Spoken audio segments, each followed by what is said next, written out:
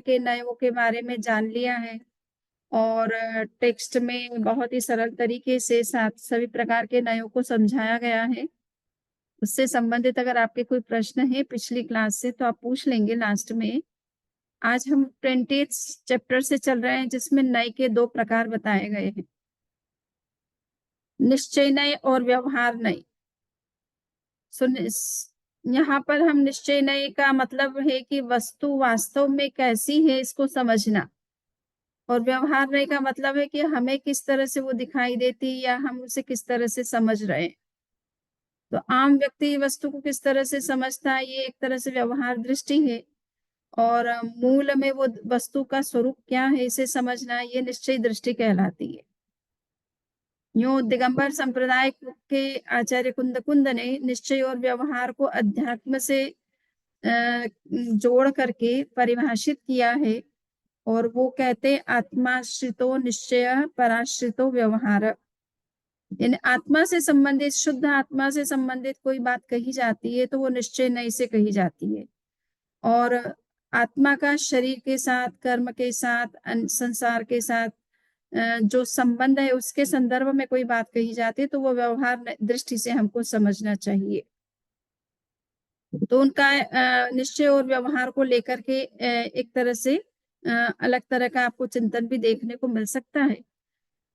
यहाँ हम निश्चय और व्यवहार की जो बात कर रहे हैं कि निश्चय एक प्रकार से यथार्थ का प्रतिपादन है। यथार्थ का यानी रियलिटी जो है उसको एज इट इज प्रस्तुत करने वाला हमारा जो दृष्टिकोण होता है या कथन होता है उसे निश्चय नहीं कहा जाता है, और हम उसे किस तरह से समझ पा रहे हैं, देख पा रहे हैं, तो इसको प्रस्तुत करने वाला हमारा जो भी व्यू होता है या कथन होता है, स्टेटमेंट होता है, तो उसे व्यवहार नहीं कहा जाता है।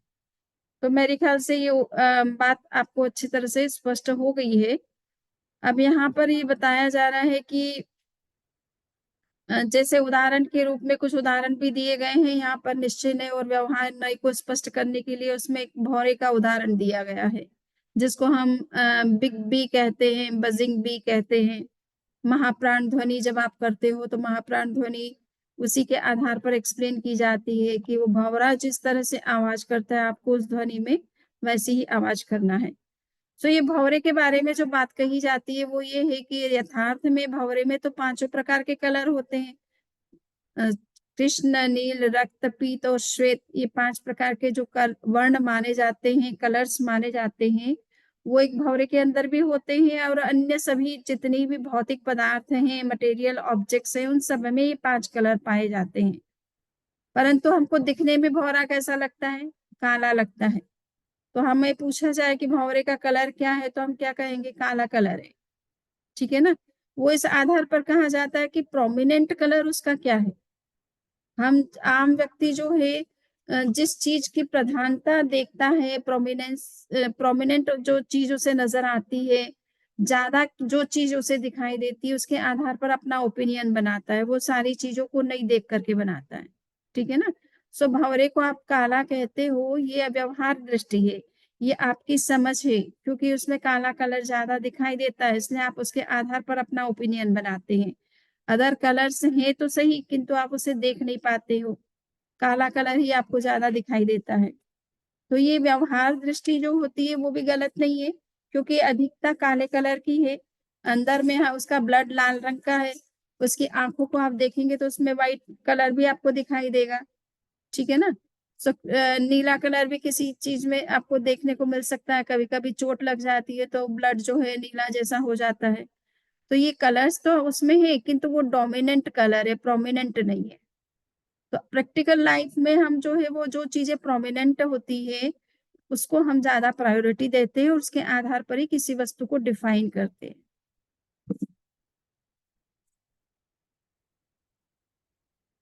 इसी तरह से एक गुड़ के बारे में भी एक उदाहरण दिया जाता है। यहाँ पर गुड़ का उदाहरण दिया है या नहीं दिया है?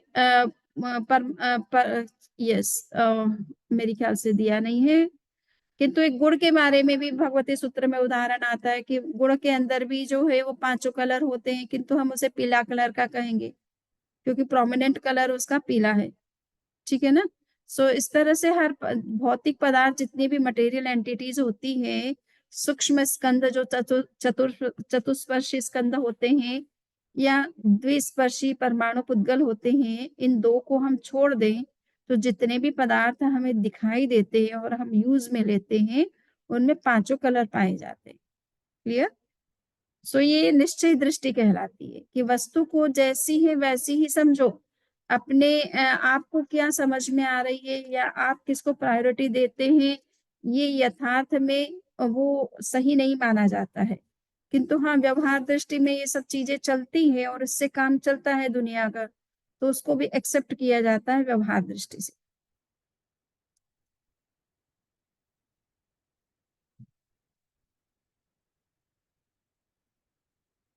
यहाँ पर एक दूसरा उदाहरण आकाश का दिया है। आकाश आपको नीला दिखाई देता है, किंतु आकाश में भी सारे सारे पांचों रंग होते हैं, पर वो चूंकि दिखने में आपको नीला दिखाई देता है, इसलिए आप ज्यादातर उसको नीला कहते हैं। आप आकाश की तरफ देखोगे तो ऐसा तो होता नहीं कि सारी सर्वत्र आपको नीला ही नीला आकाश दिखाई देता है। कहीं व्हाइट भी नजर आता है, कभी उसको कहते हैं ऑरेंज कलर भी नजर आता है, तो इस तरह से काला कलर भी नजर आता है। तो ये अलग अलग टाइम में कभी कभी इस तरह के कलर्स भी दिखते हैं और एक साथ भी आप देखोगे तो पूरा आकाश कोई नीला नहीं होता है, बट एक सामान्य कथन बन जाता है कि आकाश नीला होता है। तो ये एक व्यवहार दृष्टि है। अब यहाँ पर एक सैनिक का उदाहरण दिया है कि सैनिक युद्ध में जाता है, हाथ में शस्त्र उठाता है और शत्रु सेना को परास्त कर देता है। तो व्यवहार दृष्टि के अनुसार ये उसका धर्म माना गया, क्योंकि राष्ट्र धर्म भी एक तरह से लोक मान्यता में धर्म माना जाता है, किंतु निश्चय ने इससे इसे धर्म नहीं कहते। देश की रक्षा करना या किसी नीडी की सहायता करना जो कि एक साधु नहीं है, तो उसको हम धर्म की कोटि में नहीं लेते हैं। उसको आप सामाजिक सहयोग कह दीजिए, लोक कल्याणकारी प्रवृत्ति कार्य कह दीजिए, किसी का सहयोग करना आपका एक मानवीय दायित्व बनता है। तो इस दृष्टि से आप किसी का भी सहयोग करते हैं, जिनको जैसी जरूरत है वैसा करते हैं और उसको धर्म समझते हैं, तो ये निश्चय नहीं से इसको धर्म नहीं कहा जाता। धर्म है निश्चय नहीं से जिससे आत्मा का शोधन होता हो, किसी प्रकार का कर्म का बंधन न होता हो, किसी तरह से हिंसा आदि जो है वो नहीं होते हो। तो हम जो सामान्य उपकार, जो सामाजिक हमारे लौकिक जितने भी कार्य होते हैं, उनमें कहीं ना कहीं थोड़ी बहुत हिंसा रहती है, इन्वॉल्व रहती है। ठीक है ना? इसलिए आप परंतु आप उसका सहयोग ना करें ऐसा नहीं है। उसके लिए तीर्थंकर भी आपको मना नहीं करेंगे, बट व्यवहार की दृष्टि से उसको धर्म माना जाता है, कर्तव्य माना जाता है। लोग इसलिए वैसा कार्य करते हैं, धर्म के नाम से करते हैं, किंतु निश्चय नहीं से धर्म का संबंध आत्मा की शुद्धि के साथ है, पवित्रता के साथ है, अहिंसा आदि मूल्यों के आचरण के साथ में। वो यदि हो रहा है तो निश्चित रूप से वो धर्म है। तो इसलिए निश्चय और व्यवहार को लेकर इस तरह के कई आपके सामने उदाहरण हो सकते हैं, और आप उन उदाहरणों पर विचार करेंगे तो आपको पता चलेगा कि वास्तव में पदार्थ का स्वरूप क्या है और हम किस तरह से उसे देखते या समझते हैं। और वो भी बिल्कुल सर्वत्र सर्वथा गलत तो नहीं है, किंतु वो प्रोमिनेंट क्वालिटी के आधार पर बनाया गया हमारा एक ओपिनियन होता है, या कहना चाहिए कि एक लोक मान्यता होती है, जिसको हम फॉलो करते हैं और हम भी वैसा ही बिहेवियर करते हैं, वही उसी भाषा में सोचते हैं और उसी भाषा में अपनी बात कहते हैं। एक सिंपल और उदाहरण मैं देना चाहूंगी, जैसे कि मान लीजिए कि हम मायामी आए, तो हम सपोज फ्लाइट से आते हैं या ट्रेन से आते हैं, तो हम बोलने में क्या बोलते हैं कि मायामी आ गया। वास्तविकता क्या है कि हम मायामी आए, नहीं। किंतु व्यवहार की भाषा क्या है कि मायामी आ गया। अब मायामी तो जहां है वहीं रहेगा, वो तो कहाँ से आएगा जाएगा, हमें ही आना जाना पड़ेगा। क्लियर? बट व्यवहार की भाषा ये बन गई है कि मायामी आ गया, इंडिया आ गया, अमेरिका आ गया सपोज, बट वो तो कोई आता जाता नहीं, हम ही आते जाते हैं। क्लियर? तो ये निश्चय और व्यवहार में किस तरह से अंतर होता है, वास्तविकता में क्या है और हम क्या समझ रहे हैं, या हम किस तरह से उसे बोलते हैं, अभिव्यक्त करते हैं, और सारी दुनिया फिर उसको उसी भाषा में समझती है। अगर हम उससे ज्यादा वास्तविकता की भाषा में चले जाएंगे तो लोग कंफ्यूज हो जाएंगे कि अरे ये क्या बोल रहे हैं, कुछ समझ में नहीं आता है। क्लियर? तो एक सामाजिक व्यवहार की अपनी भाषा भी होती है। उस भाषा को व्यवहार भाषा कहा जाता है। वो न सत्य है न असत्य है, ठीक है, न मिश्र की कैटेगरी में आती है। वो व्यवहार की भाषा है, यानी लोक व्यवहार उसी से चलता है। उसी भाषा में बोलोगे तो लोगों को समझ में आएगा, अन्यथा वो कंफ्यूज हो जाएंगे। तो ये मैंने संक्षेप में आपको निश्चय और व्यवहार नहीं क्या होता है इस पुस्तक के आधार पर बताया, और कुंद कुंद की दृष्टि भी क्या है ये भी आपको मैंने बता दी है। नेक्स्ट चैप्टर जो है वो निक्षेप के ऊपर है। निक्षेप किसको कहते हैं? तो आप ये तो जानते हैं कि साधु के जो 5 समितियां होती है और 3 गुप्तियां होती है। तो एक समिति का नाम क्या है? आदान निक्षेप। आदान का मतलब ग्रहण करना, कोई वस्तु को लेना, उठाना, कहीं रखी हुई है तो उस वहां से पिकअप करना। और निक्षेप का मतलब होता है रखना, ठीक है ना। तो इसी तरह से अब यहाँ पर ये निक्षेप सिद्धांत जो है वो विशेष रूप से इसका उपयोग करने की आवश्यकता क्यों पड़ी, तो उसमें ये बात कही जाती है कि वस्तु का स्वरूप तो बहुत विशाल है। और कहना चाहिए कि एक वस्तु में अनंत अनंत धर्म पाए जाते हैं, और संसार में वस्तुएं एक नहीं अनंत है। अब हर वस्तु के अनंत अनंत धर्म है। उन अनंत धर्मों को अभिव्यक्त करने के लिए आपके पास भाषा कितनी है, शब्द कितने हैं? कोई भी बड़ी से बड़ी डिक्शनरी ले लोगे तो 5 या 10 हजार से ज्यादा शब्द किसी भी डिक्शनरी में आपको नहीं मिलना है। तो इस एक वस्तु को कहने के लिए आपके पास अनंत शब्द होने चाहिए, जबकि आपके पास डिक्शनरी में 5 या 10 हजार है मैक्सिमम शब्द। तो अब आप कैसे करोगे शब्दों का उपयोग? अपनी वस्तु के बारे में जो भी आपको विवेचन करना है, तो आप उन्हीं शब्द, वही डिक्शनरी के जो वर्ड्स हैं उन्हीं को आप रीशफल करोगे, ठीक है ना। उसी का या तो नया इंटरप्रिटेशन उसके साथ में ऐड करोगे, शब्द तो वही रह गया किंतु नया नया मीनिंग आप उसके साथ ऐड करते चले जाओगे। तो निक्षेप पद्धति में इस बात पर विचार किया गया है कि जब कभी हमें किसी भी शब्द का अर्थ समझना है तो हमें क्या करना चाहिए कि उस शब्द के पूरे वर्ल्ड में क्या क्या अर्थ निकाले जाते हैं, ठीक है। अमेरिका में मैं जब आई थी फर्स्ट टाइम FIU में पढ़ाने के लिए, तो मुझे कहा गया कि ब्लैक बोर्ड पर आपको मैटर पोस्ट करना है। अब मैंने कहा ये क्या पोस्ट? पोस्ट का तो मतलब होता है कि वो पोस्ट ऑफिस जा करके वो पोस्ट के जो बॉक्स है उसमें लेटर डालते उसको पोस्ट करना बोलते। अब यहाँ आई तो मुझे पोस्ट का अर्थ ही एक बार के लिए समझ में नहीं आया। तो इंडिया में पोस्ट का मतलब तो वो पोस्ट कार्ड को पोस्ट करने करने को कहते हैं, लेटर पोस्ट करने को कहते हैं। पर यहाँ मैटर को भी कोई ब्लैक बोर्ड पर या कंप्यूटर पर या जो हमारी जो क्लासें होती है ब्लैक बोर्ड, ये इस तरह के जो सिस्टम इलेक्ट्रॉनिक सिस्टम है उसके अंदर हमें अगर अपना मैटर डालना है या सिलेबस डालना है, कोई असाइनमेंट डालना है, तो हमको उसको भी पोस्ट करना ही कहते हैं यहाँ पर। क्लियर? सो एक ही शब्द का आप ये देखिए कि इंडिया में पोस्ट का मतलब कुछ है और यहाँ पर पोस्ट का मतलब कुछ और ही लिया जाता है। वो तो पोस्ट अर्थ है ही, किंतु ये दूसरा एक नया मीनिंग और ऐड हो गया, ठीक है ना। इंडिया में हस्बैंड वाइफ ज्यादा शब्द प्रयोग किए जाते हैं, स्पाउस शब्द का बहुत कम प्रचलन है। अभी आप लोग आते जाते हैं तो ये शब्द वो दुनिया यूज करती ही होगी, आपके संपर्क में आने वाले लोग करते होंगे, बट मोस्टली मैंने तो कभी स्पाउस शब्द सुना नहीं था जब तक मैं US में नहीं आई थी। तो मुझे क्या है कि यहाँ पर मंदिर में टेम्पल में जब भी जाते थे, कभी कोई बात होती है ना, वो स्पाउस शब्द का प्रयोग करते थे, मैं सोचती इसका मीनिंग क्या होता है ना, क्योंकि ये वर्ड मैंने नहीं समझाना। तो कभी कभी एक ही बात को कहने के लिए 2-4 वर्ड्स यूज कर दिए जाते हैं और कभी कभी एक ही वर्ड के 2-4 मीनिंग कर दिए जाते हैं, ठीक है ना। सो इसलिए निक्षेप पद्धति में आचार्यों ने एक सोचा कि एक ही शब्द अलग अलग स्थानों में, अलग अलग समय में, अलग अलग भाषा में, अलग अलग अर्थों में प्रयोग किया जाता है। तो अब हमें आगमों के शब्दों के अर्थ को अगर समझना है तो हमें ये देखना पड़ेगा कि भगवान महावीर के समय में इस शब्द का क्या अर्थ था।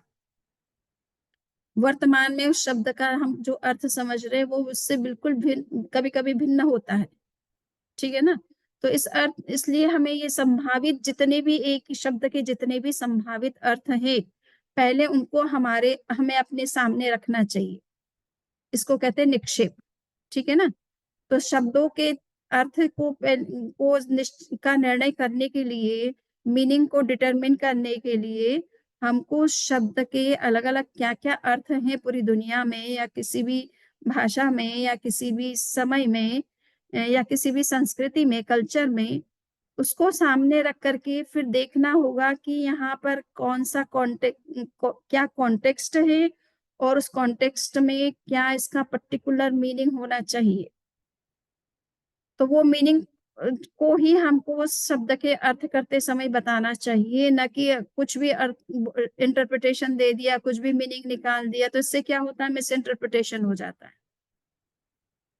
हमारे एक समनी जी जो कि इंग्लिश की बहुत अच्छी हैं, परंतु उन्होंने एक बुक का ट्रांसलेशन जब किया, तो आस्तिक शब्द को थिस्ट करके उन्होंने उसका ट्रांसलेशन किया, ठीक है ना? अब थिस्ट का मतलब तो क्या होता है कि one who believes in the God as a creator. और ये जैनों के सिद्धांत के बिल्कुल विपरीत है। तो आप अपने आप को आस्तिक कहते ज़रूर हैं, किंतु अपने आप को थिस्ट नहीं कह सकते हो क्योंकि you don't believe in such as principle, ठीक है ना? तो इसलिए शब्दों के अर्थ का वो कहते हैं कि शब्दों का इसलिए सही अर्थ पकड़ना बहुत ज़रूरी है। हम ये समझे कि ये वहाँ आस्तिक कहते हैं और यहाँ जो है थिस्ट कहते हैं, बोथ आर इक्वल नहीं है। ठीक है ना? सो इसलिए इस कल्चर में आस्तिक का मीनिंग थिस्ट का मीनिंग वो नहीं है जो इंडियन कल्चर में आस्तिक का मीनिंग होता है। तो इसलिए हम उसको समझ कर के अगर अर्थ निकालते हैं तो वो अर्थ सही बैठता है कि हमारा क्या कॉन्टेक्स्ट है, हम किस कल्चर से बिलॉन्ग करते हैं, उसमें क्या उस वर्ड का मीनिंग निकाला जाता है, वो हम अगर समझ करके और महावीर का टाइम जो 2600 ईयर्स बिफोर का टाइम है, उस टाइम में इस वर्ड का क्या प्रयोग किया, किस अर्थ में प्रयोग किया जाता था, किस अर्थ में इसको काम में लिया जाता था। वो जब तक आपकी दृष्टि में पूरी तरह से स्पष्ट न हो, तो आप प्राचीन ग्रंथों का या वर्तमान के भी कोई ग्रंथ है, उनका सही ट्रांसलेशन नहीं कर सकते। क्लियर? सो ये ट्रांसलेट करने के लिए, एक्यूरेट ट्रांसलेट करने के लिए, एप्रोप्रिएट ट्रांसलेट करने के लिए, किसी भी वर्ड के साथ जस्टिस करने के लिए ये निक्षेप सिद्धांत आचार्यों ने दिया। और उन्होंने इस बात को कहा कि 4 तरह के निक्षेप होते हैं। उसको कहते हैं द्रव्य, नाम स्थापना, द्रव्य और भाव निक्षेप। तो उन्होंने कहा कि सभी तरह की जितने भी वस्तु के संदर्भ में कोई भी शब्द जो है वो 4 तरह से प्रयोग में लाया जाता है। यूँ तो आप जितने कॉन्टेक्स्ट हैं उतने ही कॉन्टेक्स्ट में जितने व्यक्ति अपने का जिस तरह का व्यू होता है उस संदर्भ में शब्दों के कई अर्थ किए जा सकते हैं। परंतु हमें मोटा-मोटी ये देखना है कि जब हम वस्तु को एक्सप्लेन कर रहे हैं, तो वस्तु के संदर्भ में 4 तरह से हम वस्तु को डिफाइन कर सकते हैं या किसी भी वर्ड का हम 4 तरह से मीनिंग कर सकते हैं। तो उसमें है नाम, स्थापना, द्रव्य और भाव। कोई शब्द जो है, वो नाम निक्षेप के अंतर्गत आता है। नाम निक्षेप यानी ज़रूरी नहीं है कि उस जिस व्यक्ति के लिए आपने वो शब्द प्रयोग किया, वो उसका व्यवहार वैसा हो, उसका आचरण वैसा हो, उसमें वे इस तरह की क्वालिटीज़ हो, ठीक है ना? नाम तो दे दिया दीपिका, किंतु उनमें कोई लौ नहीं निकलती है या कोई लाइट नहीं निकलती है, सब उस ठीक है ना? वो कोई दीपक की तरह तो नहीं है। एक मनुष्य है जिसका नाम दीपिका दे दिया गया। किंतु वो कोई एक्चुअल दीपक नहीं है, समझ में आया ना? सो ये नाम निक्षेप कहलाता है कि नाम दीपिका देने से वो दीपक की तरह कोई लौ प्रज्वलित उसमें होती है या कोई प्रकाश उससे होता है, उससे अंधकार दूर किया जाता है, ऐसा कोई पदार्थ नहीं है वो। बट हाँ, व्यक्ति का वो नाम दे दिया गया है क्योंकि हम अगर कोई नाम नहीं देते हैं, तो व्यक्ति को बुलाना हमारे लिए संभव नहीं होता, हम क्या बोलेंगे उसको?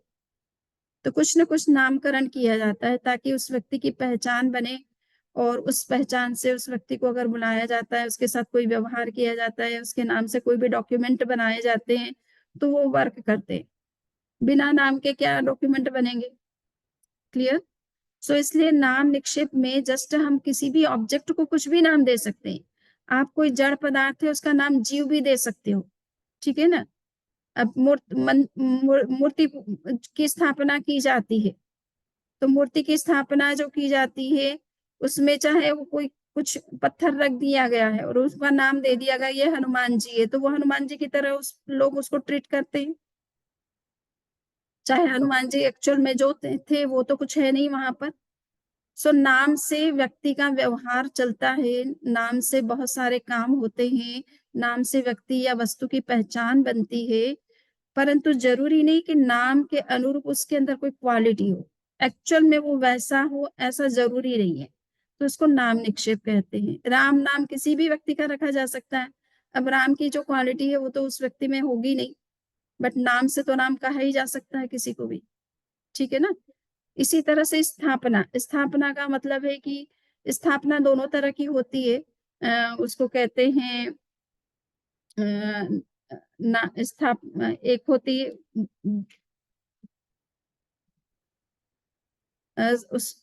वस्तु के अनुरूप एक तो स्थापना की जाती है, और एक वस्तु की जैसी दिखती नहीं है। जैसे मैंने कहा कि हनुमान जी के नाम से एक तो हनुमान जी की मूर्ति बनाई जाती है जिसमें हनुमान जी का पूरा शेप दिया जाता है, जैसे वो दिखते थे, जिस तरह की उनकी बॉडी थी, जिस तरह के वो शरीर पर जो भी वस्त्र या आभूषण धारण करते थे, तो सेम वैसा ही आपको मूर्ति में दिखाया जाता है। तो वैसी उसको कहते हैं सद्भुत स्थापना, है ना। सद्भुत स्थापना यानी जैसा पदार्थ था, व्यक्ति था, वैसा ही आपको इमेज भी वैसी क्रिएट की जाती है, ताकि आपको वो वस्तु वैसी ही समझ में आए जैसी वो एक्चुअल में थी। तो वो सद्भुत स्थापना होती है। एक असद्भुत स्थापना होती है जिसमें वस्तु जैसी थी वैसा नहीं, उसको इमेज, उसकी वैसी इमेज नहीं क्रिएट की जाती है। पत्थर है और उसको हनुमान जी कह दिया जाता है, अब उसमें कोई हनुमान जी का कोई शेप नहीं है। क्लियर। दिखने में वो बिल्कुल स्टोन फॉर्म में ही है, पत्थर के फॉर्म में ही है, तो उसे असद्भुत स्थापना कहते हैं। वो रियल में जैसा ऑब्जेक्ट है वैसा तो नहीं दिखता है, बट हाँ उसको स्थापित कर दिया गया कि इसको हनुमान जी मानो, और लोग उस तरह से उनकी पूजा करने लग जाते हैं, उनके प्रति आस्था रखने लगते हैं। जो कुछ उनको चढ़ावा करना है उनके नाम से, वो या मनौती मांगनी है वो मांगने लगते हैं, और कभी कभी उनके काम होने भी लग जाते हैं वैसे। तो ये जो इस तरह की जो असद्भुत स्थापना कहलाती है, वो एक तरह से स्थापना निक्षेप कहलाता है।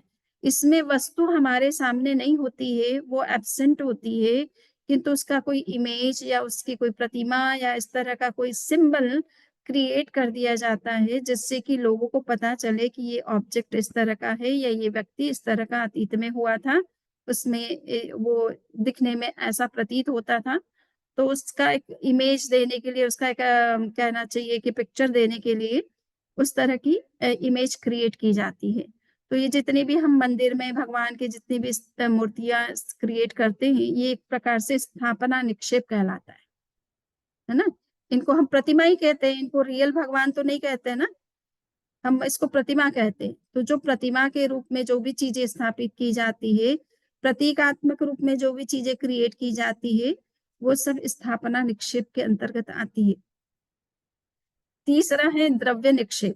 द्रव्य निक्षेप कब कहा जाता है कि जिस रूप से हम उसे पुकार रहे हैं, वो रूप या वो स्वरूप उसका भविष्य में प्रकट होना है, अभी वर्तमान में नहीं, किंतु वर्तमान में ही उसके लक्षण हमको दिखने लग जाते हैं। तो जैसे कहते हैं ना, पूत के पैर पालने में ही दिखाई दे देते हैं।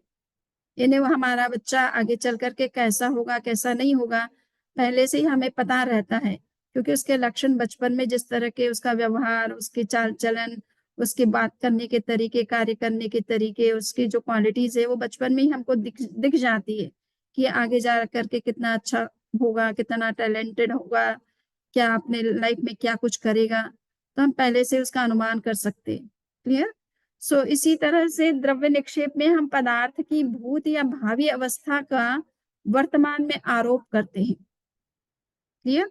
तो उसमें क्या करते हैं कि हम ये जैसे भगवान महावीर या तीर्थंकर महावीर तो बनने वाले हैं, जब दीक्षा लेंगे, केवल ज्ञान प्राप्त करेंगे, धर्म तीर्थ की स्थापना करेंगे, तब जाकर के वो तीर्थंकर परमात्मा कहलाएंगे।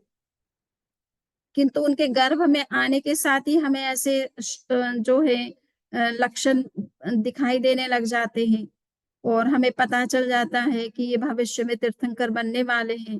या ये 24 से तीर्थंकर होने वाले हैं, तो हम उनको पहले से ही भगवान कहना शुरू कर देते हैं कि ये तीर्थंकर है, परमात्मा महावीर है सपोज।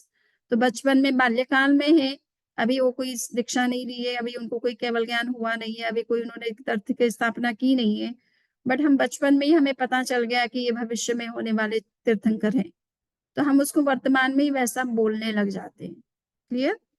और कभी कभी ये होता है कि वर्तमान में वो जो कुछ है, किंतु अगर उस व्यक्ति की मान लीजिए डेथ हो गई या वो उस पोस्ट पर अभी काम नहीं कर रहा है, तो भी हम उसको, चूंकि वो पास्ट में उस तरह से वर्क कर रहा था, इसलिए उसकी पहचान हमारे दिमाग में वही रह जाती है। तो हम ये कहते हैं कि दीपिका जी जो है एनेस्थिस्ट है, तो वो उन अभी वो एट प्रेजेंट में वो रिटायर्ड हो गए, सपोज वो नहीं भी वो काम करते, बट उनकी पहचान मेडिकल फील्ड में वही रहेगी। ठीक है ना। सो ये उनकी पास्ट की पहचान बन गई है, अब प्रेजेंट में वो वर्क नहीं करती है, परंतु उस पास्ट वाला पहचान भी जो है, एक पहचान है, वो पास्ट की अपेक्षा से उस पर अप्लाई करती है। इसी तरह से जो चीजें फ्यूचर में होनी है वो फ्यूचर की दृष्टि से उस पर अप्लाई करती है, प्रेजेंट में वो एब्सेंट है। ठीक है। तो जहां कहीं वस्तु की जो भूत और भावी जो पर्याय होती है, जो कि सुनिश्चित पर्याय होती है, वो वैसा होना ही घटित होगा ही, वैसा भवितव्यता उसकी निश्चित है। तो उस आधार पर आप उस द्रव्य निक्षेप को भी इस तरह से यूज कर सकते हो कि ये भगवान महावीर है। आप वर्तमान में नहीं होते हुए भी आप उनको कह सकते हो, क्योंकि वो भगवान महावीर होने वाले हैं। ठीक है ना। अतीत में कोई विद्वान रहे, प्रोफेसर था, तो वो अतीत की अपेक्षा से वर्तमान में वो रिटायर्ड भले हो जाए, किंतु आप अतीत की अपेक्षा से उसको विद्वान आज भी कह सकते हो। ठीक है ना। तो ये अतीत और भविष्य की अपेक्षा से हम अगर किसी व्यक्ति को उस तरह का संबोधन करते भी हैं, तो वो उपयुक्त है, वो गलत नहीं है। बट हाँ, आपको क्लैरिफिकेशन देना पड़ेगा। कभी आप मान लीजिए कि कोई व्यक्ति है, वो प्रोफेसर पद से अब रिटायर्ड हो गया है, अब वो अगर अपने नाम के आगे प्रोफेसर प्रोफेसर लगाता है, तो ये गलत है, उसको लगाना नहीं चाहिए। He was professor in some time, not at present. But आप बोलते समय आप उनसे कह दे सकते कि प्रोफेसर आप हमारे घर आ सकते हैं क्या, तो उनका कोई स्टूडेंट होगा तो वो कहेगा कि नहीं मैडम, अब वो प्रोफेसर नहीं है, वो रिटायर्ड हो गए। तो आप कह सकते हैं कि मेरा उनका परिचय जब था, तब वो प्रोफेसर के रूप में काम कर रहे थे, इसलिए मेरे दिमाग में वो पास्ट का उनका इमेज है, इसलिए मैंने वैसा प्रयोग किया, तो उसमें गलत बात नहीं है। ठीक है ना। तो मैं पास्ट की अपेक्षा से कह रही हूँ, ना कि प्रेजेंट की अपेक्षा से कह रही हूँ। क्लियर। सो ऐसा पास्ट और फ्यूचर की अपेक्षा से भी आप किसी चीज को रिकॉग्नाइज कर सकते हो, एक्सप्लेन कर सकते हो, इंटरप्रेट कर सकते हो, वो अगर उस पर अप्लाई होती है। ठीक है ना। कोई डेड बॉडी पड़ी है, किसी विद्वान की डेथ हो गई सपोज, तो आप उससे क्या कहोगे कि टाटिया साहब, ये टाटिया साहब है ना। तो अब टाटिया साहब की तो डेथ हो गई, उनकी बॉडी पड़ी है, किंतु वो भविष्य भूत में अतीत में उसी बॉडी को हम टाटिया साहब के नाम से ही तो पहचानते थे। ठीक है। नथमल जी टाटिया को आप अगर जानते हो, तो वो जैन विश्व भारती में बहुत वर्षों तक उन्होंने सेवाएं दी है और बहुत इंटरनेशनल रेपुटेशन के स्कॉलर थे, बुद्धिज्म के एक्सपर्ट थे, और जैन तो थे ही मूल में। सो वो कई वर्षों तक वहां रहे हैं। अब काफी वर्ष हो गए उनको डेथ हुए भी, 10-15 साल 20 साल हो गए संभवतः। सो अब किंतु उनकी डेड बॉडी अगर सामने रखी हुई है, तो आप कहेंगे अरे क्या हुआ, कौन चला गया, कौन चला गया, क्या टाटिया साहब चले गए, ये कौन है, तो आप कहेंगे टाटिया साहब है ना। तो ये उनका शरीर है, जो कभी टाटिया साहब के नाम से जाना जाता था। अब उस शरीर को भी आप टाटिया साहब बोल सकते हो, जबकि वो उसमें वो आत्मा नहीं है विद्यमान, पर वो किसी समय उनसे कनेक्टेड थी, उनकी आइडेंटिटी भी थी, उनको उसी फिजिकल रूप से ही जाना जाता था। तो उस डेड बॉडी को भी आप टाटिया साहब कहते हो, तो दिक्कत नहीं है। तो ये अपने को देखना कि किस तरह से भूत और भावी जो हमारी पहचान है, उस पहचान को आप कभी कभी वर्तमान में भी यूज कर लेते हो, और उसको भी भूत और भावी की अपेक्षा से करेक्ट माना जाता है। ठीक है। कोई बच्चा है वो विद्वान बनने वाला है, उसमें बहुत टैलेंट है, मैथमेटिक्स में बहुत अच्छा है या साइंस में बहुत अच्छा है, तो आप उसको अभी से कहना शुरू कर देते हैं कि ये तो साइंटिस्ट है ना, ये तो मैथमेटिशियन है। बट वो उतना बड़ा मैथमेटिशियन नहीं है, वो मैथमेटिक्स को अच्छे से समझ लेता है, एक्सप्लेन कर देता है, गुत्थियां सुलझा देता है। बट उसको अभी आप मैथमेटिशियन कह दो, ये तो उसके लिए उपयुक्त नहीं है। परंतु हाँ, उसका जो टैलेंट को देख करके आप कह सकते हो बिल्कुल। आप जब आपको पूरा विश्वास है कि ये ऐसा होने वाला है, तो आप बोल सकते हो कि ये मैथमेटिशियन है ना, बैरागी, और आप उसको साधु बोल सकते हो क्योंकि वो दीक्षा लेने वाला है। सो ऐसा भूत और भावी अवस्था को ध्यान में रखकर किसी वस्तु का या किसी शब्द का जब एनालिसिस किया जाता है या मीनिंग किया जाता है, तो उसे द्रव्य निक्षेप की दृष्टि से करेक्ट माना जाता है। ठीक है। अब है भाव निक्षेप। भाव निक्षेप का मतलब होता है कि वास्तव में वो व्यक्ति वही होना चाहिए जो आप कह रहे हो उसके बारे में, या उस वर्ड को तभी उपयोग करो जब उसका वही अर्थ निकल रहा हो। ठीक है ना। सो दीपिका शब्द दीपिका जी के लिए मैं तभी उपयोग कर सकती हूँ जब वो लाइटिंग का काम करें, है ना। जिस तरह से दीपक जलता है वैसे जल करके दिखाए, ठीक है ना। तो वैसा नहीं हो सकता है। तो ये तो नाम निक्षेप की दृष्टि से इनका नाम सही है, किंतु भाव निक्षेप की दृष्टि से ये सही नाम नहीं है। कोई बहुत निर्धन है, गरीब है, और आप उसका नाम रख देते हो लक्ष्मीपति, और बेचारा इतना गरीब है कि दो जून रोटी भी उसको खाने के लिए वो नहीं है, और नाम तो रख दिया लक्ष्मीपति उसका, है ना। तो ऐसा नाम रखने में तो क्या दिक्कत है। नाम तो हमेशा अच्छा ही रखना चाहिए। निर्धन नाम कौन रखेगा अपना, है ना। तो नाम तो हमेशा अच्छा ही चुना जाता है। बट उस नाम के अनुरूप उसमें क्वालिटी हो, या वो उसके पास धन है इसलिए उसको लक्ष्मीपति कहा जा रहा है, ऐसा नहीं है। ये केवल नाम निक्षेप है। भाव निक्षेप, और कोई वास्तव में धनी है और नाम चाहे उसका कुछ भी हो, सुनील चंद हो, राहुल हो, या कुछ भी हो, तो उनको क्या कहेंगे, ये तो लक्ष्मीपति है ना। तो ये लक्ष्मीपति, वो भाव की दृष्टि से उनको कहा जाता है, नाम उनका कुछ और ही है। बट चूंकि उनके पास धन वैभव ऐश्वर्य की कोई कमी नहीं है, तो उनको दुनिया कहती है, अरे ये तो करोड़पति है, ये तो लखपति है। तो उसके पास लखपति यानी लाख रुपए है, इसलिए उसको लखपति कहना सही है। नाम से वो उसको लखपति नहीं कहा जा रहा है। तो ये भाव निक्षेप, इसी तरह से जब तीर्थंकर परमात्मा केवल ज्ञान प्राप्त करके चतुर्विध धर्म संघ की स्थापना कर देते हैं, प्रवचन दे रहे होते हैं, तभी वो तीर्थंकर कहलाते हैं।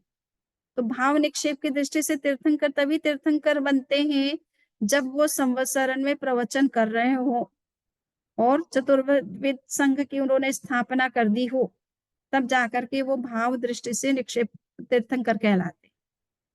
क्लियर। तो ये आपको समझ में आ गया सारी बातें, ना द्रव्य निक्षेप, भाव निक्षेप, और जिसको क्या कहते हैं, नाम और स्थापना। ठीक है ना। तो ये शब्दों को इस तरह से चार चार क्लासेस में डिवाइड किया जाता है, चार कैटेगरीज बनाई जाती है शब्दों की, कि ये शब्द नाम निक्षेप के अंतर्गत जाएगा, या द्रव्य निक्षेप के अंतर्गत जाएगा, या भाव निक्षेप के अंतर्गत जाएगा, या स्थापना निक्षेप के अंतर्गत जाएगा। आप जब भी आते हो मंदिर में दर्शन करते हो, भगवान आदिनाथ को हम वंदना कर रहे हैं, तो वो आदिनाथ कौन है, वो स्थापना निक्षेप है। प्रतिमा जी जितने भी हैं वो स्थापना निक्षेप है। रियल में तो सिद्धालय में है। आदिनाथ सिद्धालय में भगवान ऋषभ से लेकर महावीर तक के 24 तीर्थंकर रियल में तो वहां पर है, मंदिर में तो वो नहीं है। क्लियर। मंदिर में उनकी प्रतिमाएं स्थापित की जाती है ताकि आप, वो वहां तो सिद्धालय में तो आपको जाने का भी राइट नहीं है, तो आप कैसे उन्हें देखोगे। तो आपको दिखाना हो तो कैसे दिखाएं, तो उनका प्रतीकात्मक रूप आपके सामने प्रस्तुत कर दिया जाता है कि ये है भगवान। तो ये प्रतिमा स्थापना निक्षेप की दृष्टि से प्रतिमाओं को हम उचित मानते हैं। अन्यथा भाव निक्षेप की दृष्टि से तो वो प्रतिमा है, भगवान नहीं है। ठीक है ना। किंतु लोगों में भगवान की तरह आस्था हो जाती है, तो वो आस्था से भगवान की पूजा भी करते हैं, आरती भी करते हैं, उनको चमत्कार भी हो जाते हैं, है ना। भाव भी उनके शुद्ध बनते हैं। तो जो भी रीज़न रहा है वो भी प्रतिमाओं का भी प्रभाव कम नहीं होता है। चूँकि वो मंत्राधिष्ठित होती है, देव शक्तियाँ उनके आस-पास होती है, तो भगवान के प्रति श्रद्धा उत्पन्न करने के लिए वो इस तरह के चमत्कार भी बहुत होते हैं। और आए दिन सुनते रहते हो आप कि अमुक मंदिर में केसर की बरसात हुई, अमुक मंदिर में कुमकुम की बरसात हुई, अमुक मूर्ति में अमी जल जो है वो निकला, है ना? अमुक मूर्ति जो है बोलने लग गई, अमुक मूर्ति के ये आकाश अंतरिक्ष में रहती है। तो ये बहुत सारे चमत्कार तो सुनते ही हैं और रियल में हैं भी, होते भी हैं, देखते भी हैं। सो ये देव शक्तियों के कारण से ये संभव होता है।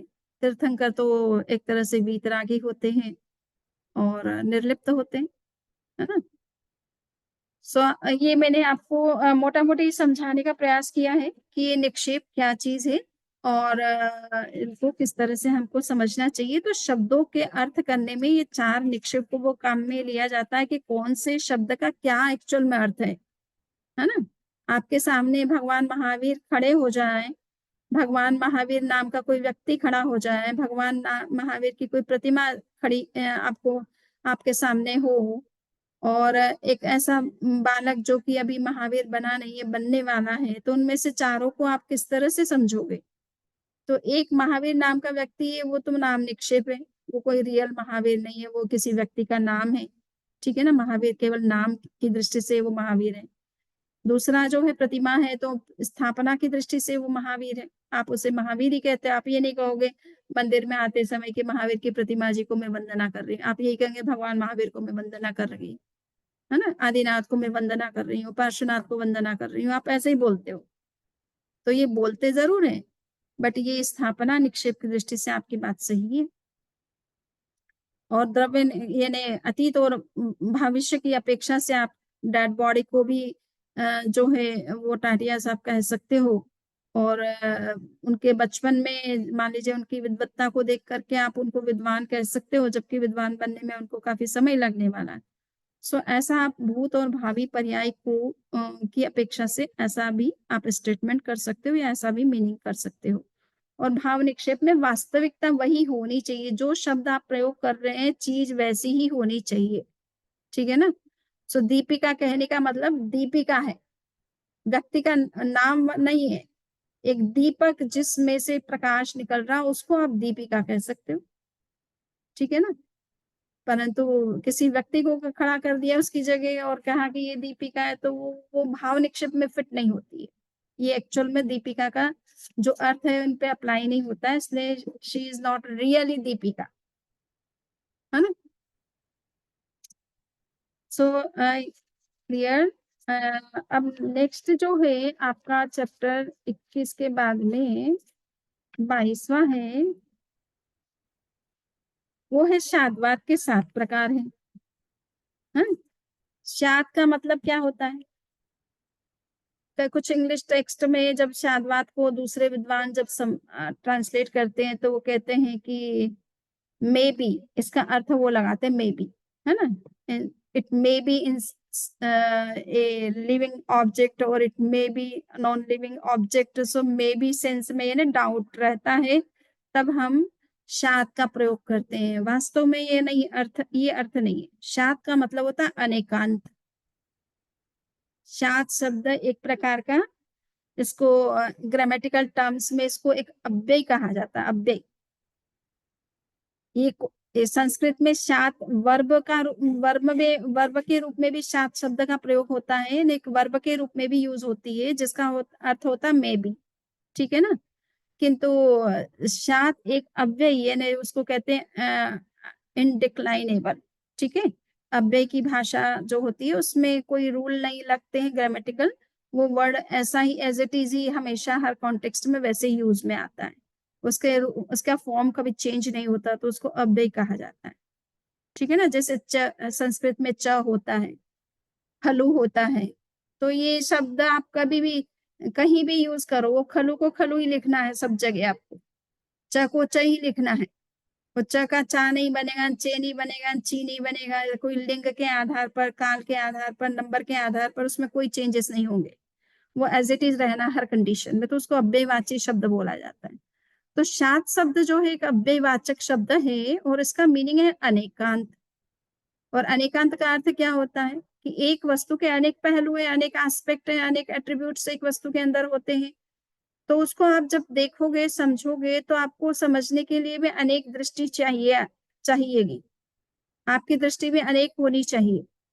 आप एक दृष्टि से सारे धर्मों को नहीं समझ पाओगे।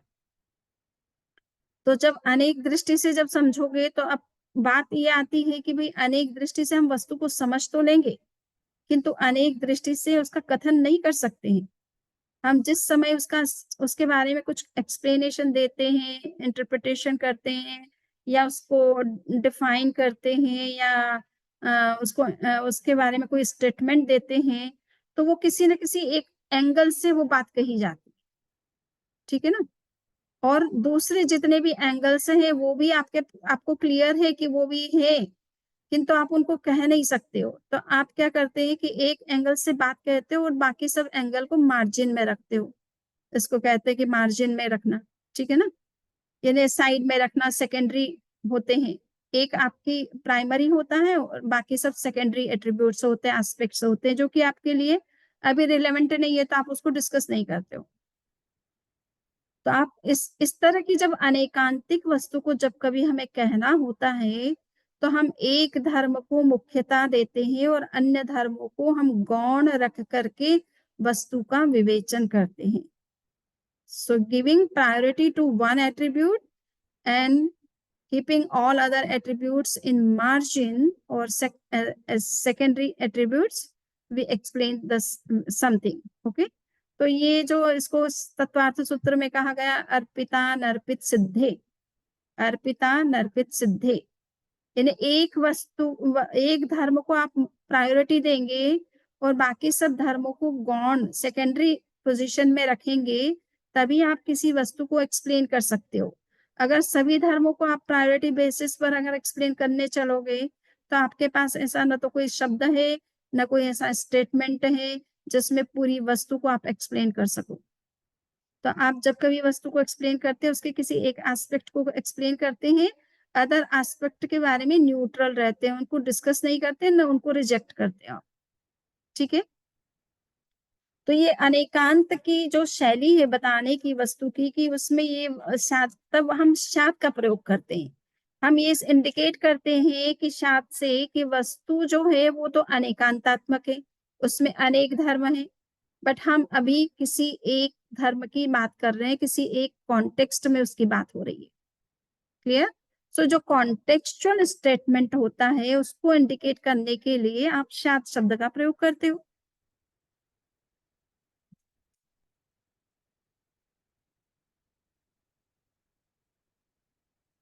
तो अब ये हमको समझना है कि वस्तु में हमेशा किसी भी वस्तु को आप जब कभी एक्सप्लेन करेंगे तो उसको तीन तरीके से, तीन मेथड है आपको एक्सप्लेन करने के।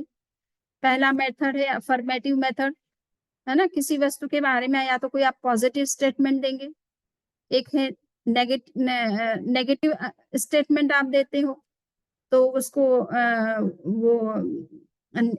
उसको कहते हैं निषेधात्मक कथन करना। ठीक है ना? तो किसी वस्तु के बारे में आप कभी एक्सप्लेन करते हो तो उसको निषेधात्मक भाषा में करते हो।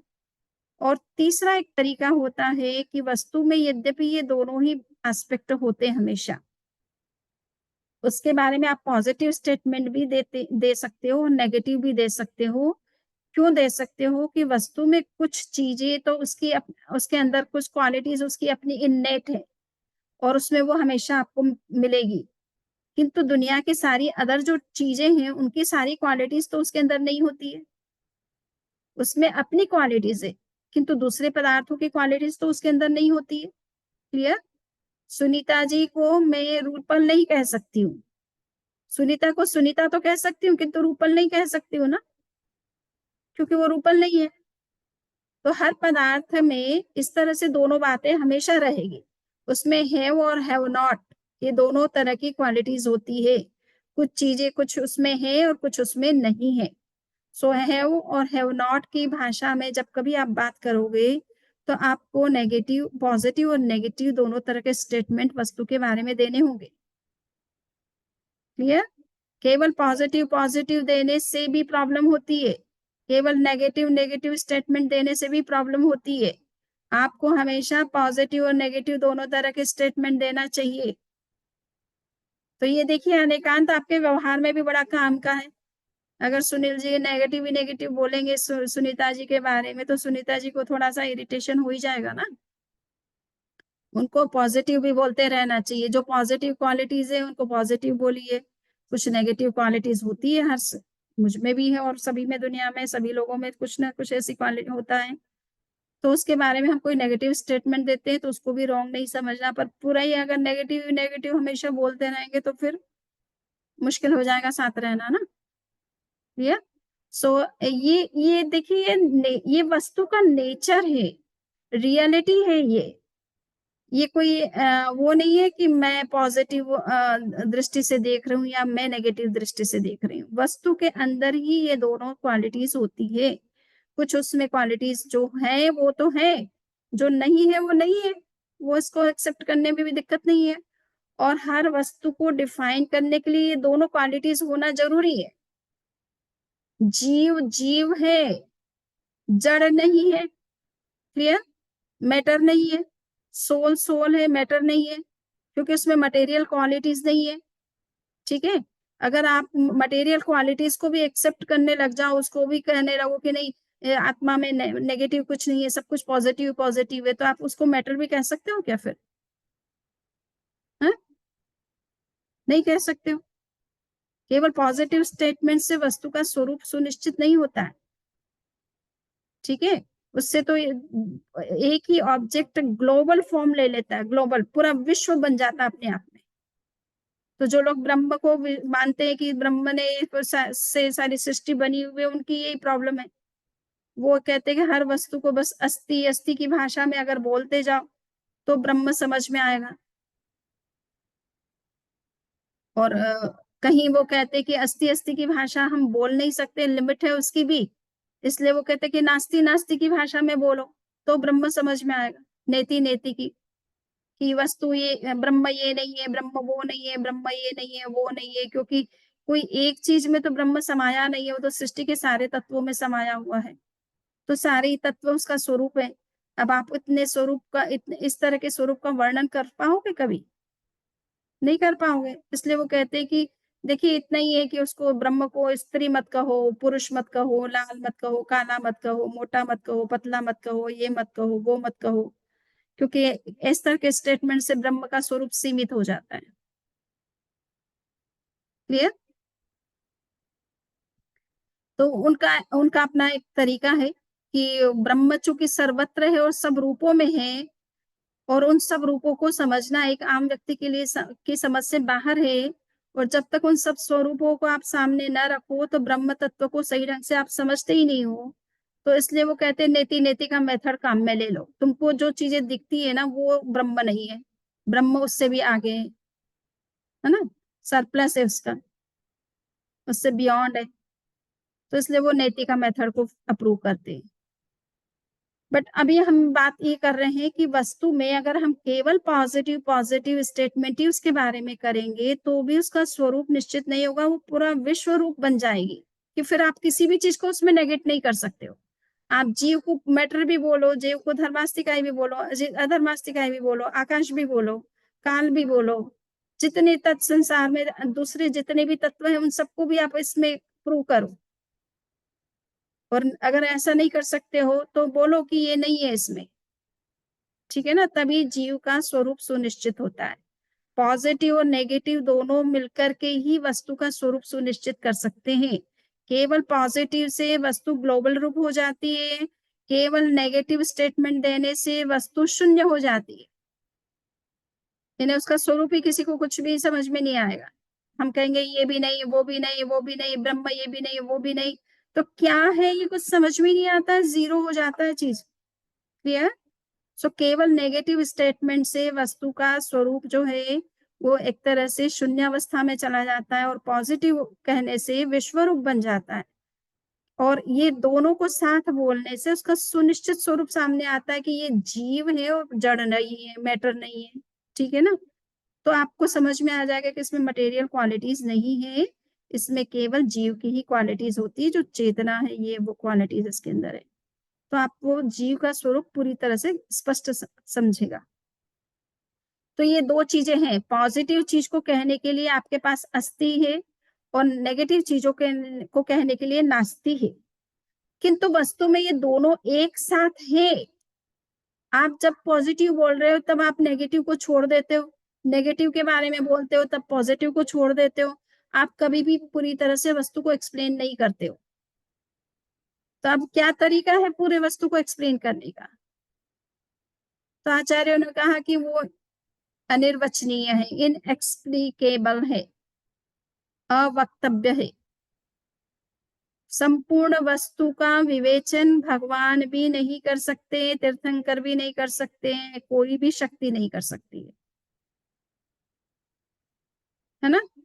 क्यों? क्योंकि भाषा की लिमिटेशन है। भाषा एक समय में एक ही बात कहती है, दो बातें नहीं कवर करती है, जबकि वस्तु में दोनों बातें एक साथ है। तो आपको जब तक दोनों बातें एक साथ आप नहीं बोलते हो तब तक वस्तु का पूरा एक्सप्लेनेशन होता ही नहीं है, विवेचन होता ही नहीं है। इसलिए आपको इसीलिए कहा जाता है कि जो कुछ कहा जाता है वो पार्शियल ट्रुथ होता है, कंप्लीट ट्रुथ तो होता ही नहीं है। कंप्लीट ट्रुथ को आप जान तो सकते हो, बोल नहीं सकते हो कभी भी, तीर्थंकर भी नहीं बोल सकते। इसलिए कहा जाता है नत्थी नय विहूनम जिनवयनम।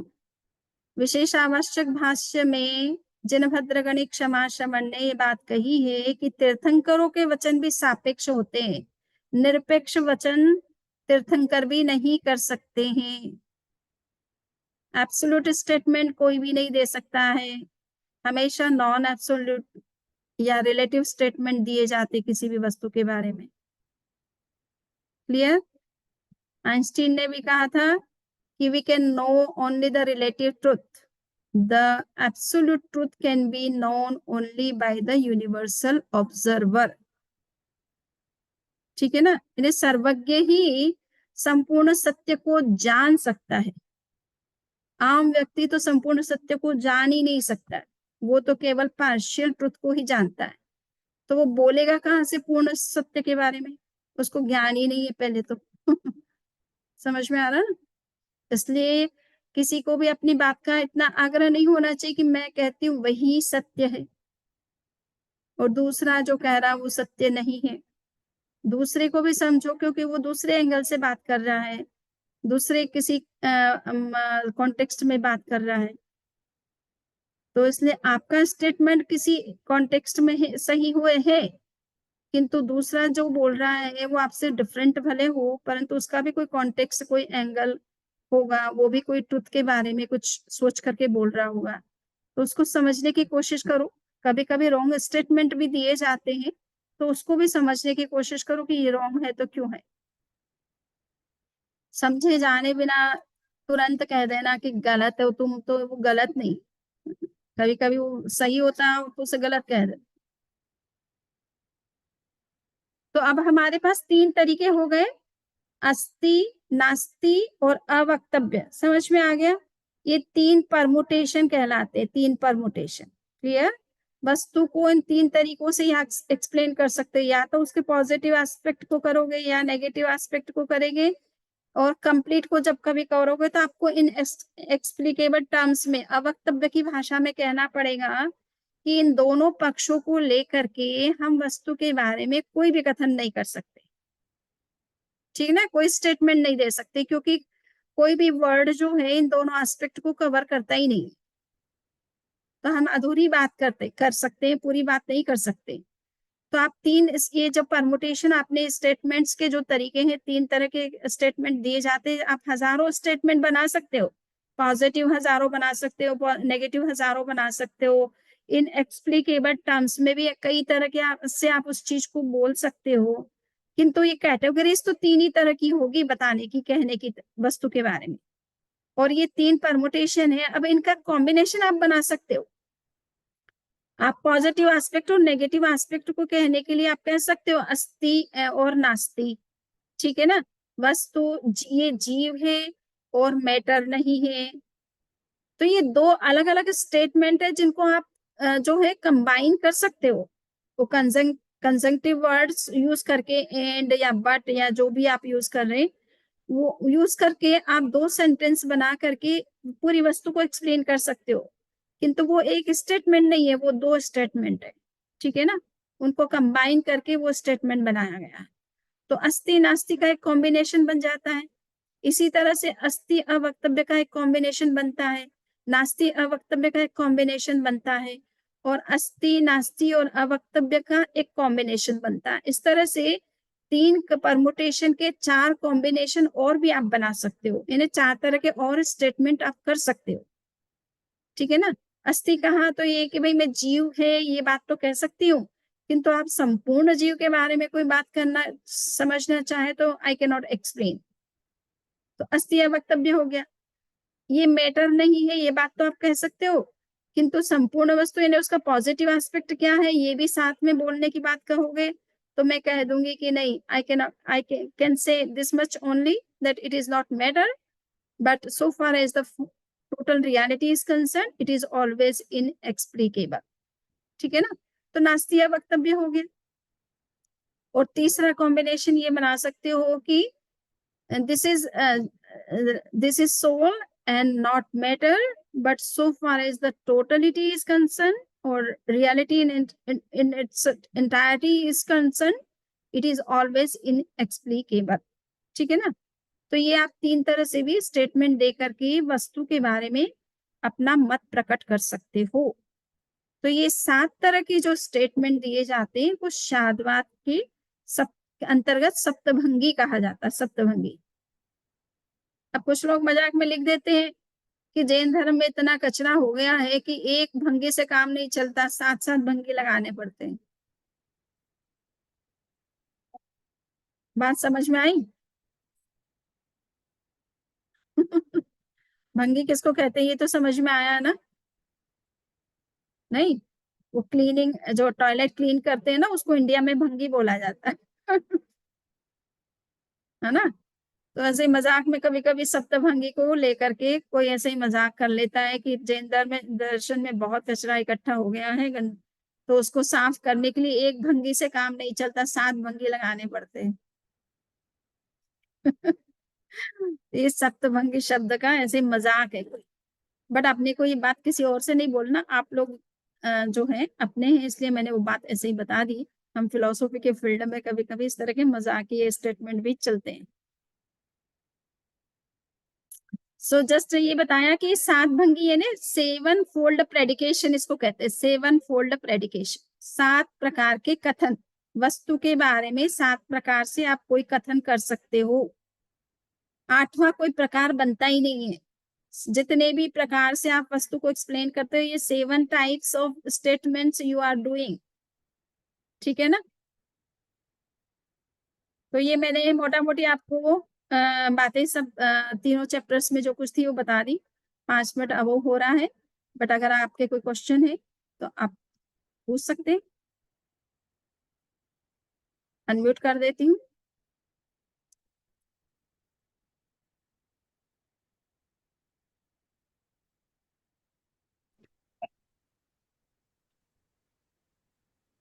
वंदामी, मेरा एक क्वेश्चन है वंदामी।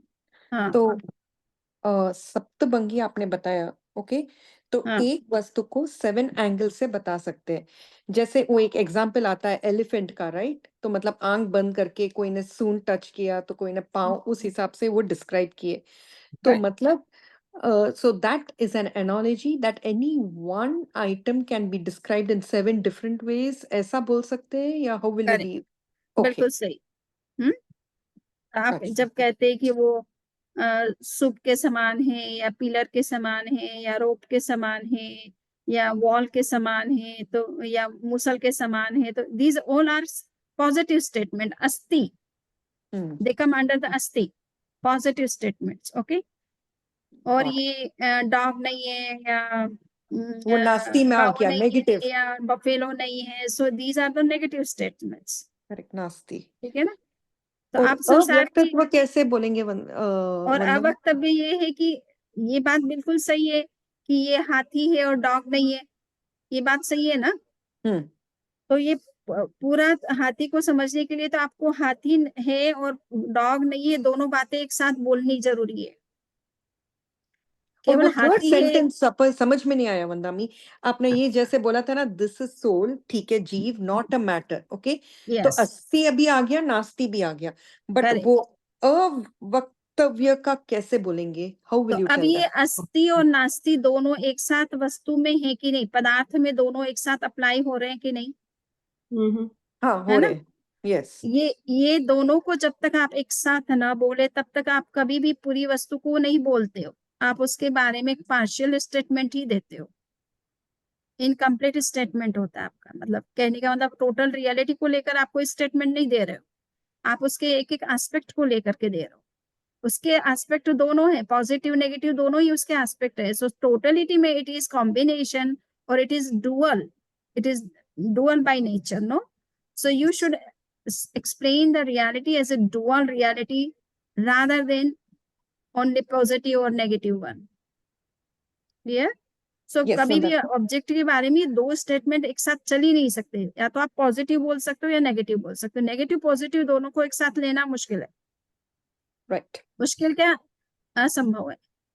तो जब आपको पॉजिटिव नेगेटिव दोनों स्टेटमेंट को एक मर्ज करके एक वर्ड में कहना है या एक सेंटेंस में ये दोनों बातें को कहना है, तो आप कहेंगे it is inexplicable, there is no word in this dictionary, no statement in any okay. language to explain the total reality in one word or in one sentence, अच्छा, got it Vandami. yeah। Yes. Yes, और वंदामी अच्छी तरह से अभी अभी we can no any question on नई, निक्षेप and स्यादवाद। I think we have a clarity now Vandami. yes। Thank you Vandami. मतलब ये क्वेश्चन ਹੁੰਦਾ भी सुनीता हो गया, हाँ, अच्छा, नाम और निक्षेप और स्थापना निक्षेप में यस। स्थापना निक्षेप में भी एक मूर्ति को भगवान आदिनाथ करके वंदना करते हैं। नाम निक्षेप में भी वस्तु का इच्छा अनुसार नामकरण करना नाम निक्षेप है। तो करेक्ट। इसमें डिफरेंस कैसे डिफरेंशिएट करेंगे, नाम निक्षेप है या स्थापना निक्षेप? नाम किसी प्रतीक, प्रतीक के रूप में कोई चीज रखी जाती है, सिंबल के रूप में जब यूज की जाती है तो वो होता है स्थापना निक्षेप, ठीक है ना। सिंबल के रूप में जो चीजें यूज की जाती है वो सब स्थापना निक्षेप में आता है। उसका कोई नाम, वो नाम आप साथ में उसके उस ऑब्जेक्ट को कहने के लिए और प्रतिमा के लिए भी आप आदिनाथ शब्द प्रयोग कर सकते हो, बट वहां पर आदिनाथ नाम का प्रायोरिटी नहीं है, वो इम्पोर्टेंट नहीं है, वो इमेज इम्पोर्टेंट है। आदिनाथ का जो इमेज उसको दिया, उस स्टोन को दिया गया है, वो इम्पोर्टेंट है वहां पर, ठीक है ना।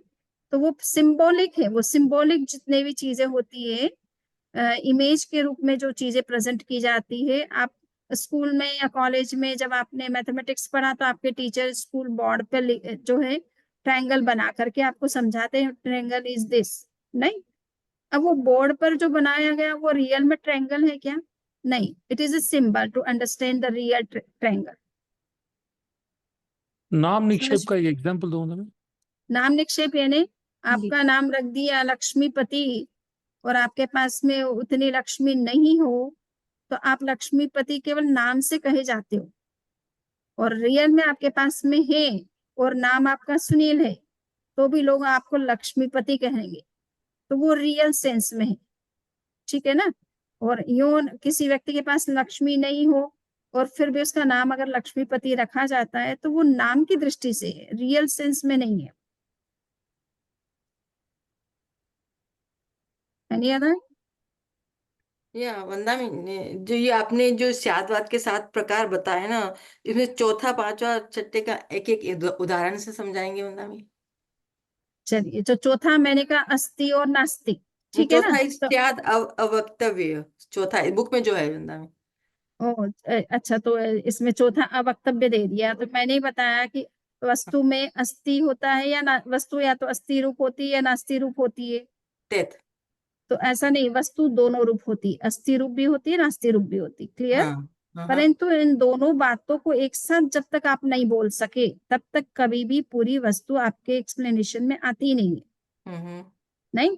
और हम्म, आप ऐसा कर सकते हो क्या कि अस्थि और नास्ति को एक वर्ड में बोल सकते हो, नहीं दोनों बातें, कि वो जीव है और जड़ मैटर नहीं है, ये बात आप एक साथ बोल सकते हो?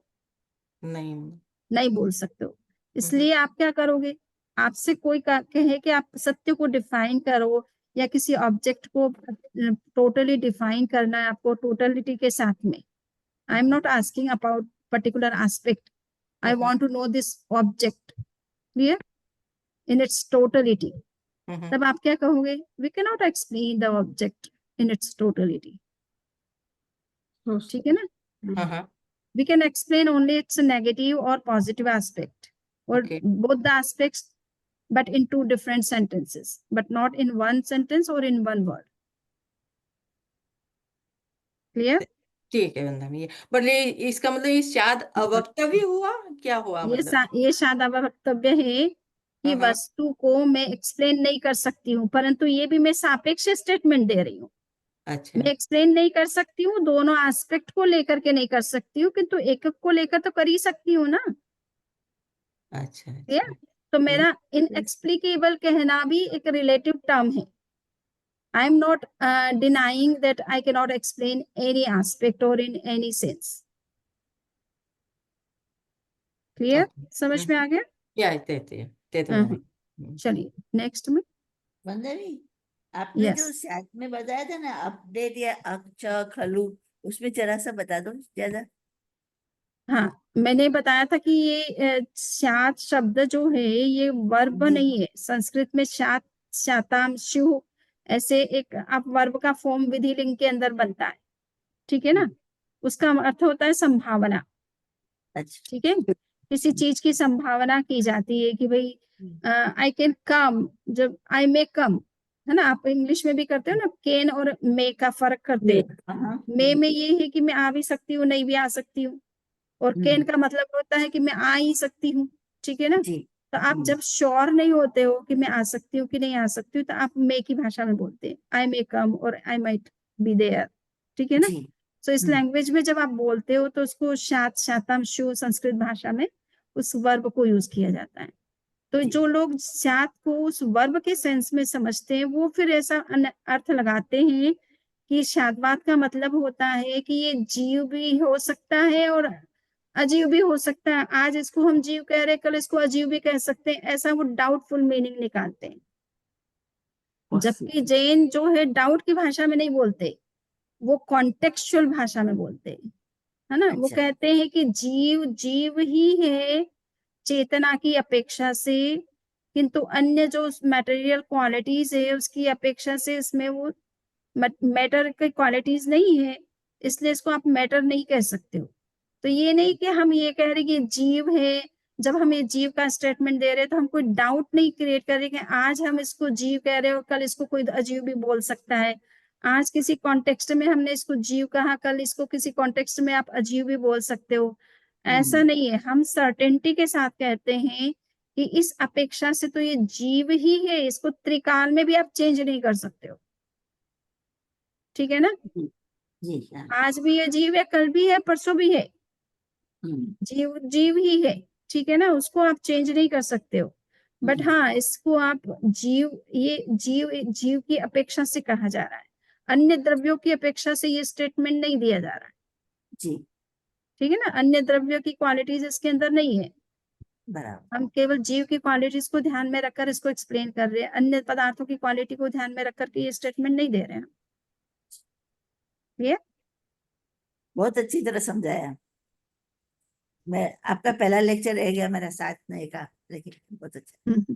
वो मैंने नहीं दिया था, एक्चुअल में हिम प्रज्ञा जी ने दिया था, तो वो बोले जी। थे कि मैं उस दिन इतना लोगों को कितना क्लियर हुआ नहीं हुआ तो वो भी क्लियर कर देना। पर आपके 3 चैप्टर आज पकड़ा दिए, तो 3 में एक एक में 1 घंटा लग जाता कभी कभी। बहुत डिफिकल्ट चैप्टर से। Difficult chapter exact. और वंदा में हिम प्रज्ञा जी ना इसलिए आचार्य श्री महाप्रज्ञ जी इसलिए कहते थे कि अनेकांत और शादवाद 2 चीज नहीं है, शाद का मतलब अनेकांत ही है। अच्छा। हाँ, इसलिए वो कहते हैं आगम युग में जिसको शादवाद कहते थे, दर्शन युग में उसी के लिए अनेकांत शब्द का प्रयोग किया गया, क्योंकि शाद का दर्शन मतलब क्या है? में वो अनेकांत अनेकांत है। शाद का मतलब क्या है? अनेकांत है। ये वस्तु तो अनंत धर्मात्मक है, किंतु कथन करते समय हम उसके एक धर्म का कथन करते हैं और अन्य धर्मों को गौण रखते हैं, है ना, मार्जिन में रखते हैं। एक को फोकस में करते हैं और अदर को हम मार्जिन में रखते हैं, साइड में रखते हैं, या सेकेंडरी धर्मों के रूप में उसको ट्रीट करते हैं, बट हम रिजेक्ट नहीं करते हैं उनको। तो जैसे कि हम अहिंसा को फ्रंट में रखते हैं यस और बुद्धिस्ट करुणा को रखते हैं, तो एक को प्रोजेक्ट करते हैं, बाकी सबको साइड में रखते हैं, बराबर? यस यस, उनको उससे कंसर्न है, वो उनको वो अहिंसा को करुणा के सेंस में ही समझते हैं, जी और उसी को प्रायोरिटी देना चाहते हैं। समझ लीजिए कि एप्लीकेशन फॉर्म में वही ज्यादा लोगों को अपीलिंग लगता है, तो वो उसको जी प्रोमिनेंट उसी को मानते फिर। बराबर। बट किसी चीज को मार देना है ये तो वो भी नहीं कहेंगे ना कि हिंसा कर जी सकते हो आप। नहीं, बचाने को तो वो करुणा मानते हैं सपोज, तो मारने को वो डिनाई करते हैं, ऐसा तो नहीं है ना। मतलब मारने को एक्सेप्ट करते हैं, ऐसा तो नहीं है। नहीं ठीक है ना। तो वो यही है कि देखना पड़ता है कौन सी परंपरा में कौन सी बात उनको लगता है कि ये ज्यादा सही है, ये एप्लीकेबल है, ये प्रैक्टिकल है। तो कुछ लोग प्रैक्टिकल दृष्टि से सोचते हैं, कुछ लोग जी थ्योरेटिकल दृष्टि से सोचते हैं। जी तो जैनों का विचार थोड़ा थ्योरेटिकल ज्यादा हाँ है ना, प्रैक्टिकल की अपेक्षा वो थ्योरेटिकल ज्यादा सोचते हैं कि भाई तुम रियलिटी को एज इट इज समझो पहले तो, हाँ उसका एप्लीकेशन जो है मैक्सिमम जैसे भी पॉसिबल है करो। हाँ गृहस्थ है तो ठीक है, उनको एक है कि वो इतना नहीं कर सकते, तो अपनी लिमिट में भले करो, पर रियलिटी को तो समझो पूरी तरह से। बिल्कुल। वंदना में अनेकांतवाद और आप जैसे ये शादवाद पूछा, तो अनेकांतवाद तो हम उसको बोलते हैं ना जहाँ सभी is right, everything is right, right, each aspect is right, right. तो यहाँ पर तो हम सिर्फ एक को हम प्रोमिनेंस दे रहे हैं। नहीं, मैंने आपसे कहा ना कि शादवाद का मतलब क्या है कि नहीं वस्तु तो अनेकांतात्मक है। शाद करके हमने क्या कहा कि वस्तु तो में तो अनेक धर्म है, किंतु मैं उसे किसी एक कॉन्टेक्स्ट में एक्सप्लेन कर रहा हूँ। ठीक है ना। तो हमारा वो स्टेटमेंट का करने, अनेकांतात्मक वस्तु को एक्सप्लेन करने का ये मेथड है। ओके। क्लियर। और अनेकांत का मतलब ये भी नहीं होता है कि सब कुछ सत्य है। जिस किसी ने कुछ भी स्टेटमेंट दिया तो सब सत्य है, ऐसा नहीं है। अनेकांत का मतलब क्या है कि वस्तु के अनंत धर्म है, उनको समझने के लिए आपके पास में अनंत दृष्टियां होनी चाहिए। परंतु कोई अपने मन से कुछ भी स्टेटमेंट बना दे उसको हम सत्य नहीं मानते। वो रियलिटी से कंफर्म होना चाहिए, रियलिटी में वो चीज होनी चाहिए तो हम उसका स्टेटमेंट सही मानेंगे। तो अनेकांत एक ऑब्जेक्टिव ट्रुथ को एक्सप्लेन करने के लिए यूज किया जाता है, किसी सब्जेक्टिव व्यूज ओपिनियन को जस्टिफाई करने के लिए नहीं किया जाता है ना। वो इसलिए कहते हैं ना, वो चोर भी कहेगा मैं चोरी कर रहा हूँ तो मैं कौन सा गलत काम कर रहा हूँ, मेरे पास पैसा नहीं है, परिवार तो चलाना ही होगा, मैं घर के लोगों को कोई भूखे थोड़ा मरने दूंगा। तो उसका दृष्टिकोण सही है। वो कहते हैं मैं जॉब खोज लिया, मैंने एजुकेशन मेरे से जितना पॉसिबल था सब कुछ लिया, मेरे सामर्थ्य में जो कुछ था मैंने किया, बट अब कुछ नहीं हो रहा, तो अब क्या करे, चोरी डकैती के बिना कुछ काम नहीं होगा। तो वो उसका एंगल तो सही है, नहीं है।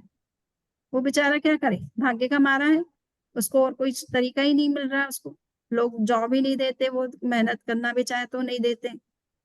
तो अब भाग्य उसका साथ नहीं दे रहा, कोई तरह से उसकी सुविधा नहीं बैठ रही है, तो फिर क्या करेगा वो, चोरी डकैती करके अपना भरण पोषण तो करेगा ना, रोज तो भूखा नहीं सो सकता है ना। तो उसका ओपिनियन को सही मानोगे आप? नहीं, है ना। तो आपको ये देखना है कि सही और गलत के क्राइटेरिया होते हैं। फिलॉसफी में ऑब्जेक्ट हमारा क्राइटेरिया कि रियलिटी क्या है, उसको उसके हिसाब से आप कोई बात कहते हो तो सत्य है। अगर उसके अगेंस्ट में कोई बात स्टेटमेंट देते हो तो उसको हम जस्टिफाई नहीं करते अनेकांत से, हम उसको रिजेक्ट ही करते हैं। क्लियर। तो Yes. शम्मी जी, जो आपने अभी ये चोर का जो आपने एग्जाम्पल दिया, तो उसमें भी ये 3 हो सकते हैं, positive, negative and no, I mean inexplicable. या वो तो नेगेटिव ही है। ओ, तो उसमें पॉजिटिव वाली कोई बात नहीं है, वो नेगेटिव ही है, क्योंकि ये चीजें आपको ट्रुथ को या सही और गलत के कई क्राइटेरिया है ना। तो मोरलिटी एक क्राइटेरिया है कि जो चीजें मोरली एक्सेप्टेड होती है, मोरल होती है, उसी को आप सही कहोगे।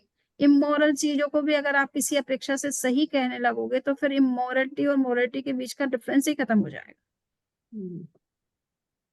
है ना। सो इमोरल एक्ट को आप जस्टिफाई नहीं कर सकते हो किसी भी एंगल से। सो ये सिर्फ धर्म के अपेक्षा से ये डिविजन्स है, not just everything. Like book ले तो ये बुक है लेकिन पेपर नहीं है, ऐसे नहीं। इट इज ओनली फॉर धर्म।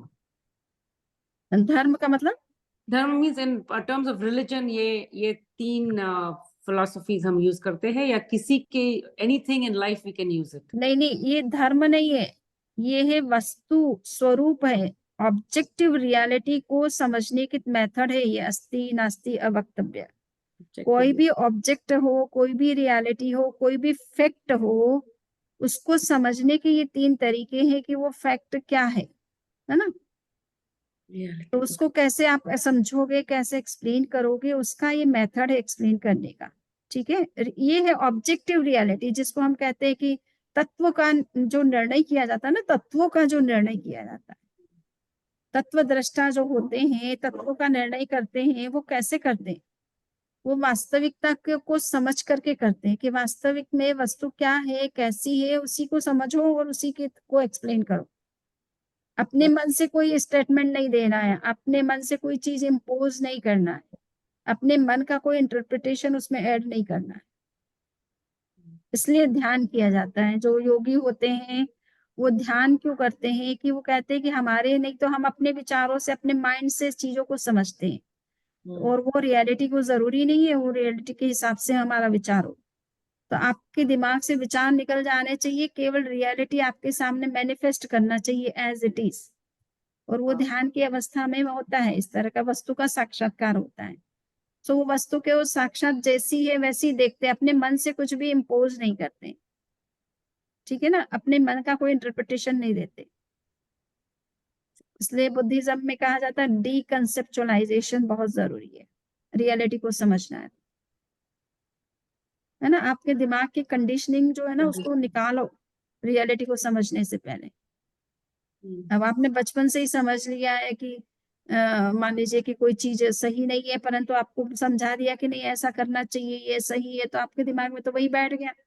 अब वो सही नहीं है तो भी करते ही रहेंगे कि नहीं ये तो सही है, सभी लोग करते हैं। हमारी तो परंपरा में यही बात है, हमारी कल्चर में ये बात है, हमारे ट्रेडिशन में ये बात है, और ये सब ये वर्षों से इस तरह से चला आ रहा है। तो कभी कभी रॉन्ग प्रैक्टिस भी चलती रहती है, ठीक है ना।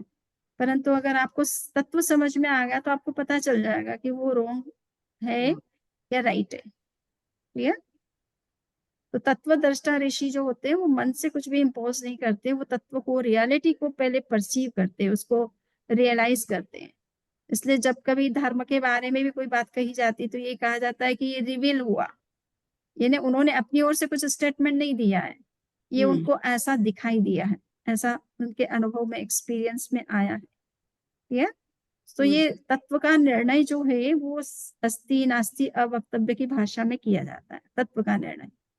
और अपने मन से कोई इंटरप्रिटेशन देता किसी चीज का और सामने वाले को सही समझ में आता है और उसको लगता है कि हाँ ये भी लॉजिकल है, तो वो चलता रहे, वो कोई दिक्कत नहीं है उसमें भी।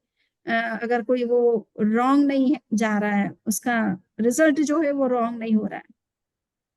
अब कुछ समय पहले गैलीलियो से पहले समझ लो ये मान करके चल रहे थे ना कि सूर्य पृथ्वी का चक्कर लगाता है, और वर्तमान में माना जाता है कि पृथ्वी सूर्य का चक्कर लगाती है। अब उससे कुछ फर्क नहीं पड़ा उनको ज्ञान, अगर वास्तव में पृथ्वी सूर्य का चक्कर लगा रही है वर्तमान में, वो बात सही है और वही सही है, तो गैलीलियो के टाइम में सूर्य जो है पृथ्वी का चक्कर लगाता था, और उसके आधार पर भी जो कैलकुलेशन बनाए और जो भी साइंटिफिक थियरीज आई वो भी वर्क कर रही थी, है ना। तो कभी कभी गलत चीजें भी वर्क करती रहती, दुनिया का काम तो चलता ही रहता है। अब हमने मान लिया कि हम, ये मेरे माता है, ये मेरे पिता है, ये मेरे भाई है, ये बंधु है, तो ये तो वास्तव में तो ऐसा कुछ है नहीं संसार में। कोई है तुम्हारे माता पिता? नहीं ना। आपने किसी से जन्म लिया है क्या? हाँ बायोलॉजिकल लिया है। हाँ, बायोलॉजी। और लेकिन हाँ, लाइक धर्म के प्रति, हाँ, लाइक दैट। तुम अगर अपने आप को शरीर नहीं आत्मा समझते हो तो तुम तो अजन्मा हो। तुम्हें कोई किसी ने जन्म दिया ही नहीं, तो कौन तुम्हारी माँ, कौन तुम्हारे पिता? समझ में आया ना? जी तो निश्चय नहीं में तो कहा जाता है, इसीलिए कहा जाता है निश्चय नहीं में कि तुम अकेले हो, तुम्हारा कोई कोई होता नहीं है एक्चुअल में। बट व्यवहार में हम इसको इग्नोर नहीं कर सकते कि क्योंकि हमने बायोलॉजिकली तो किसी से जन्म लिया ही है, हमारा डेवलपमेंट हुआ है, हमारा विकास हमारे प्रति जो रिस्पॉन्सिबिलिटी उन्हीं पेरेंट्स ने समझी है, तो हमारा भी फिर उनके प्रति कुछ रिस्पॉन्सिबिलिटी बनती है। क्लियर? सो ये निश्चय कहता है कि नहीं, ये निश्चय क्या देख रहा है? आत्मा को देख रहा है। और व्यवहार क्या देख रहा है? बॉडी को देख रहा है कि आप बॉडी कैसे बनी है। तो दोनों के एंगल अलग अलग है थोड़ा देखने के। तो रियलिटी में आप आत्मा हो ना कि शरीर हो, ठीक है ना? कर्मों के योग से शरीर मिलता रहता है। अब वो तो एक्सीडेंटल है, उसको कहते हैं एक्सीडेंटल, है ना, संयोगिक है। कर्म है तो शरीर मिला, नहीं है तो फिर कहाँ गया शरीर? फिर उसके साथ अब आपका क्या रिलेशन रहा? कुछ नहीं। मुक्त आत्माओं का अपने अतीत के शरीरों से क्या रिलेशन है बताइए? उनके अतीत के जो भी संबंध रहे उनसे क्या रिलेशन है उनका? कुछ नहीं है ना। कुछ नहीं। व्यवहार भाष्य। वंदा में हाँ, एक क्वेश्चन था। जैनिज्म में अभी वो 14वें गुण स्थान के लिए वो शुद्ध बुद्ध वो वर्ड यूज होता है, तो वो बुद्ध का मतलब क्या है? शुद्ध का मतलब तो कर्मों से मुक्त हो जाना, बुद्ध का मतलब जागृत हो जाना, आप है ना, जागृत। अच्छा एनलाइटेंड हो जाना, एनलाइटेंड हो जाना, केवल ज्ञान enlightened, मिल गया, ठीक। ठीक है ना। शुद्ध बुद्ध मुक्त हो गया, यानी इस शरीर से भी आप पूरी तरह से छूट गए, ठीक है। तो मतलब सिद्धावस्था को आपने प्राप्त कर लिया, तो संसार से मुक्त हो गए, जन्म मरण के चक्र से मुक्त हो गए, कर्म के बंधन से मुक्त हो गए। क्लियर? और परिनिर्वृत्त यानी तुम असीम शांति की अवस्था में पहुंच गए हो, है ना, इटर्नल पीस की कंडीशन में हो। परिनिर्वृत्त पूरी तरह से शांत हो गए, तुम्हारे अंदर के सारे कषाय जो भी टर्मोइल्स हैं सारे एक तरह से समाप्त हो गए। तो परिनिर्वृत्त यानी परम शांत अवस्था प्राप्त हो गई है। कषाय के कारण से यह जीव जो है वो अशांत रहता है ना। और तो असीम शांति की अवस्था हो गई। और सब दुखान मंतम करेंती ऐसा करके आता है, सारे दुखों का अंत कर दिया। अब जन्म मरण, शारीरिक मानसिक भौतिक आदि भौतिक आदि दैविक कोई तरह का कष्ट अब जीवन में नहीं रहा, तो वो मोक्ष अवस्था कहलाती है। तो मोक्ष अवस्था को समझने के 5 एक तरह से वो है क्राइटेरिया है, समझो। मुक्त आत्मा का स्वरूप है ये 5 शब्दों में: सिद्ध बुद्ध मुक्त परिनिर्वृत्त और सर्व दुखांत कर। ये सिद्धों का स्वरूप है। वंदा में एक क्वेश्चन है, तो इसमें वस्तु स्वजातवाद में वस्तु को समझने के लिए यानी वस्तु यानी उसमें पौद्गलिक वस्तु और आत्मा भी आ जाएगा, कैसा? तो अब वस्तु शब्द वर्तमान में आप क्या है, मटेरियल ऑब्जेक्ट को के लिए बोलते हो कि ये वस्तु ला दो, वो वस्तु ला दो, समझना। तो यही मैं आपसे कह रही थी, शब्दों के अर्थ किस तरह से बदलते हैं। अच्छा। वर्तमान में वस्तु शब्द को आप मटेरियल ऑब्जेक्ट के लिए यूज करते हो, किंतु दर्शन में, फिलॉसफी के फील्ड में वस्तु का मतलब ये नहीं होता है कि मटेरियल ऑब्जेक्ट। वस्तु का मतलब होता है कि जिसमें द्रव्य और पर्याय होते हैं, उस हर पदार्थ को वस्तु कहा जाता है। जो वस्तु अस्ति नास्ति रूप होती है उसको सबको वस्तु कहा जाता है, ठीक है ना। तो उस सेंस में आपको बहुत ही फिलोसॉफिकल सेंस में इस वर्ड का मीनिंग समझना है।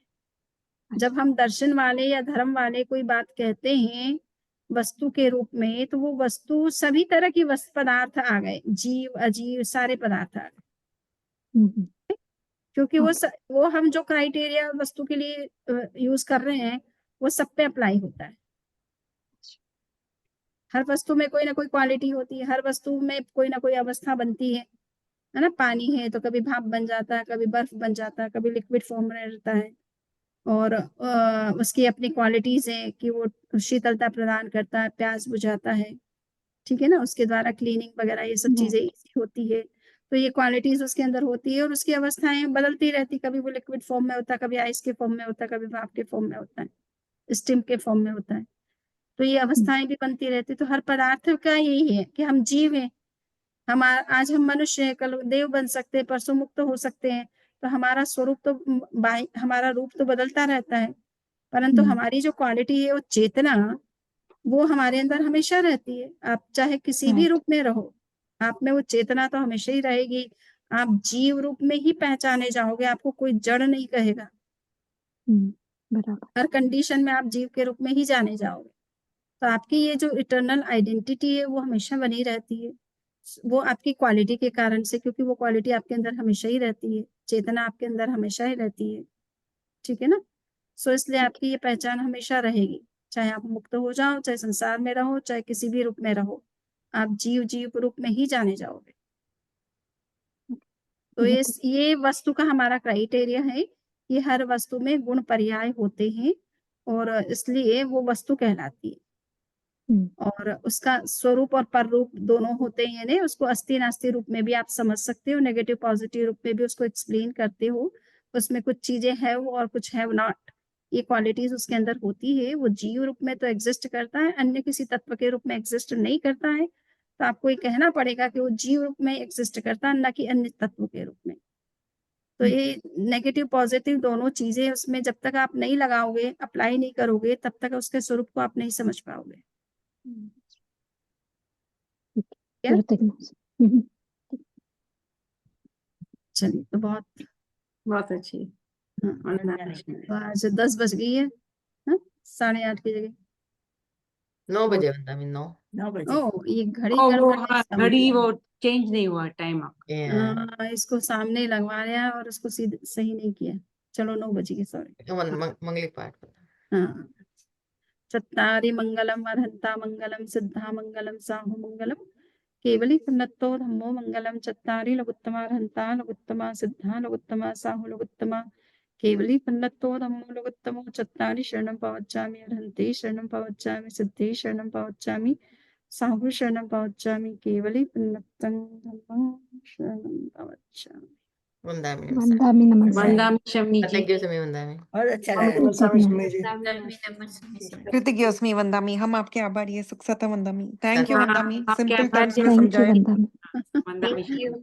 चलिए, हमारा प्रिय विषय है, हम दर्शन के इन्हीं विषयों पर ज्यादा डिस्कशन करते हैं और ऐसी ही बातों पर ज्यादा करते हैं, इसलिए हाँ। टफ टॉपिक था, लेकिन आपने बहुत सिंपल से हमको समझाया। अभी हमको पढ़ना चाहिए। अभी हमें पढ़ना पड़ेगा वंदामी अभी बहुत बहुत पढ़ना पड़ेगा, लगे हैं अभी। समझ में हाँ, आएगा। नहीं, आप पढ़ोगे तब काफी कुछ समझ में आ जाएगा। बात क्या है, समझना जरूरी है। टेक्स्ट इतना कठिन नहीं लगता है, फिर बात मूल क्लिक करनी चाहिए कि है क्या, एक्चुअल में बात क्या कही जा रही है। मेन तो समनी जी आपने अनेकांतवाद का ही शब्द मीनिंग समझाया।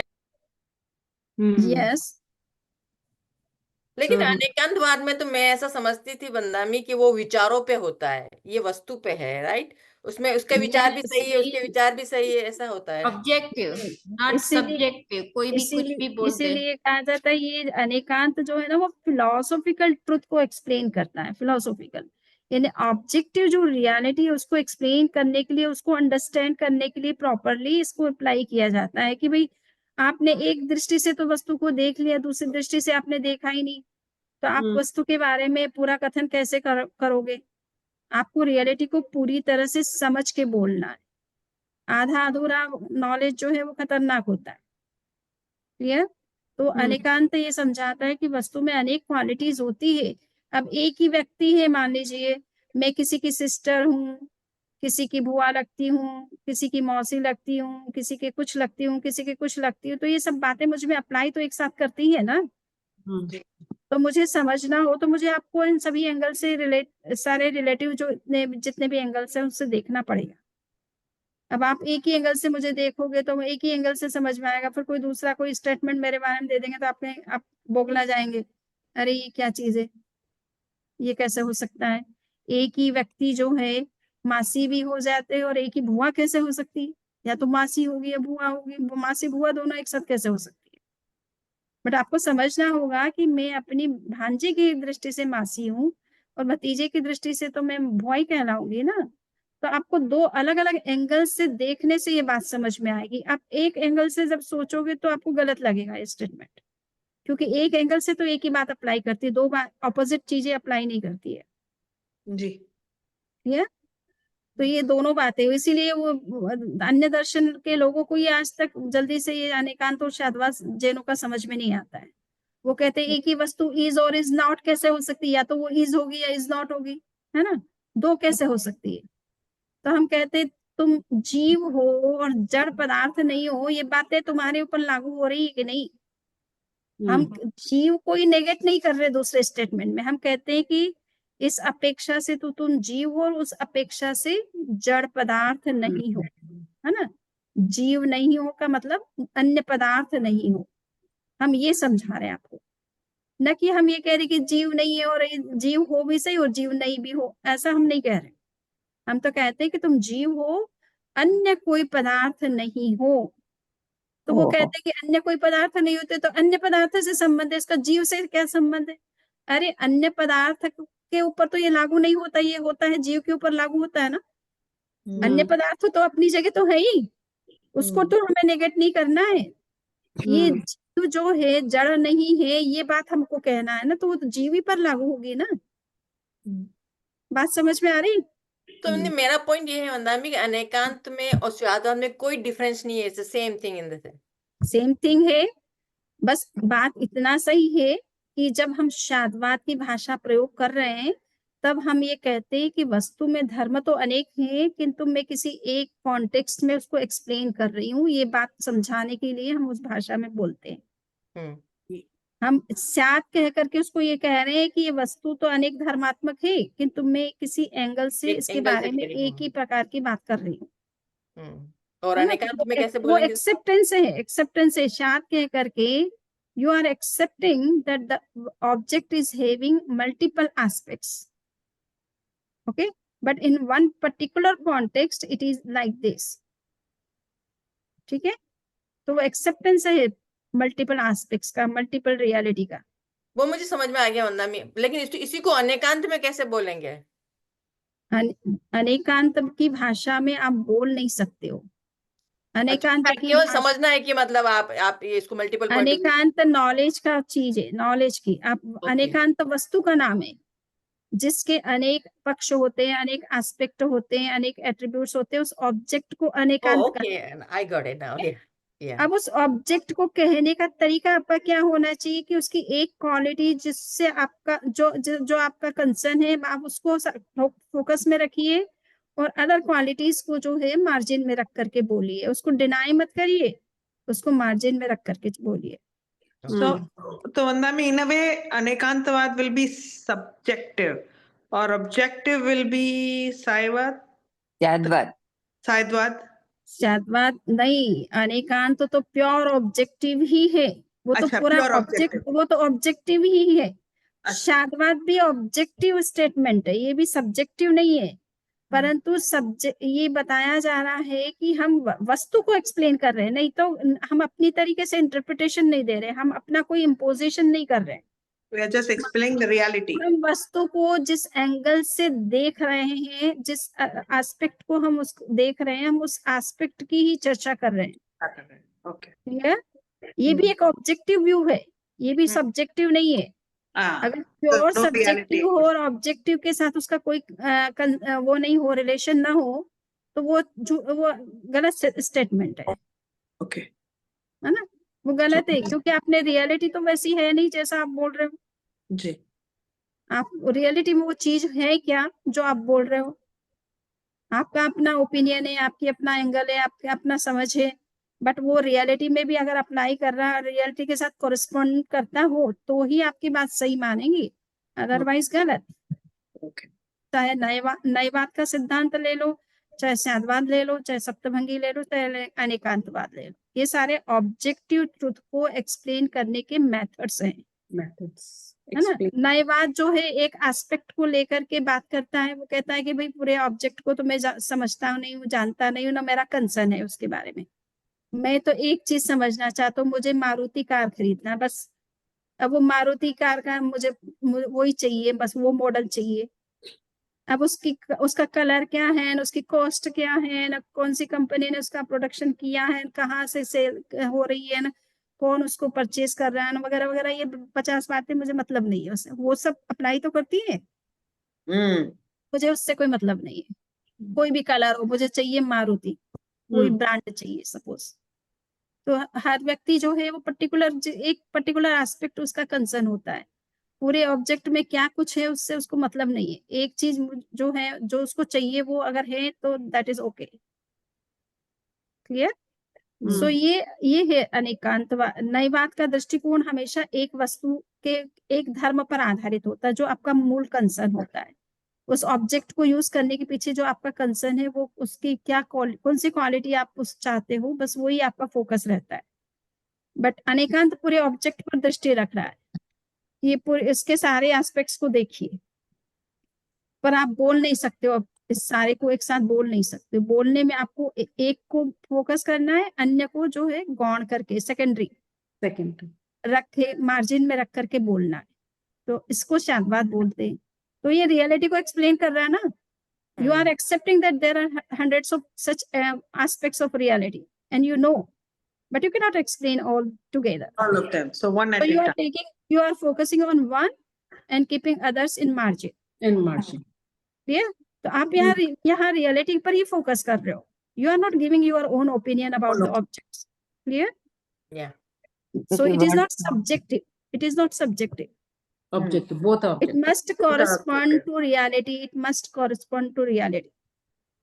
ठीक है? क्या आपने बोला था, रियलिटी में कंफर्म करना है उसको। हाँ, रियलिटी में से कंफर्म करना। आप नहीं तो यहाँ कोई कुछ भी बोल देगा।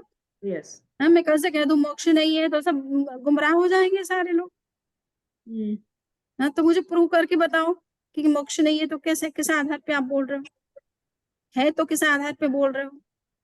तो है के तो मेरे पास बहुत सारे आधार है, पर नहीं का कोई आधार नहीं है मेरे पास। ठीक है ना? सो विद बेसलेस बातों को अनेकांत अप्रूव नहीं करता, बेसलेस को। It must have strong footing into reality. Clear?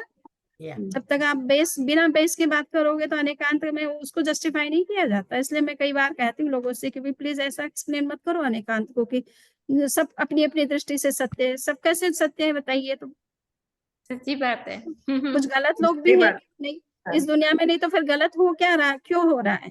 फिर उस गलत के लिए दंड दिया क्यों जा रहा है? अगर सभी सही है तो ये कानून की जरूरत ही क्यों है? नियमों की जरूरत ही क्या है? एथिकल रूल्स रेगुलेशन क्यों चाहिए किसी संस्था में? सब सही है, जिसका मन आए जो करो। जैसा आए वैसा समझो। तो फिर किसी एक्सपर्ट के पास जाने की जरूरत क्या है आपको? आप ही एक्सपर्ट बन गए सब। ठीक है ना? सब बुलेट हो जाएगा। सो इसलिए सब चीजों के क्राइटेरिया बनाए हुए होते हैं। सोशल साइंस के अपने नॉर्म्स हैं, फिलोसफी के अपने नॉर्म्स हैं, रिलीजन के अपने नॉर्म्स होते हैं। उनके क्राइटेरिया को आपको फॉलो करना है। जब आप रिलीजियस चीजों को बात करोगे तो आपको रिलीजन का क्या क्राइटेरिया है,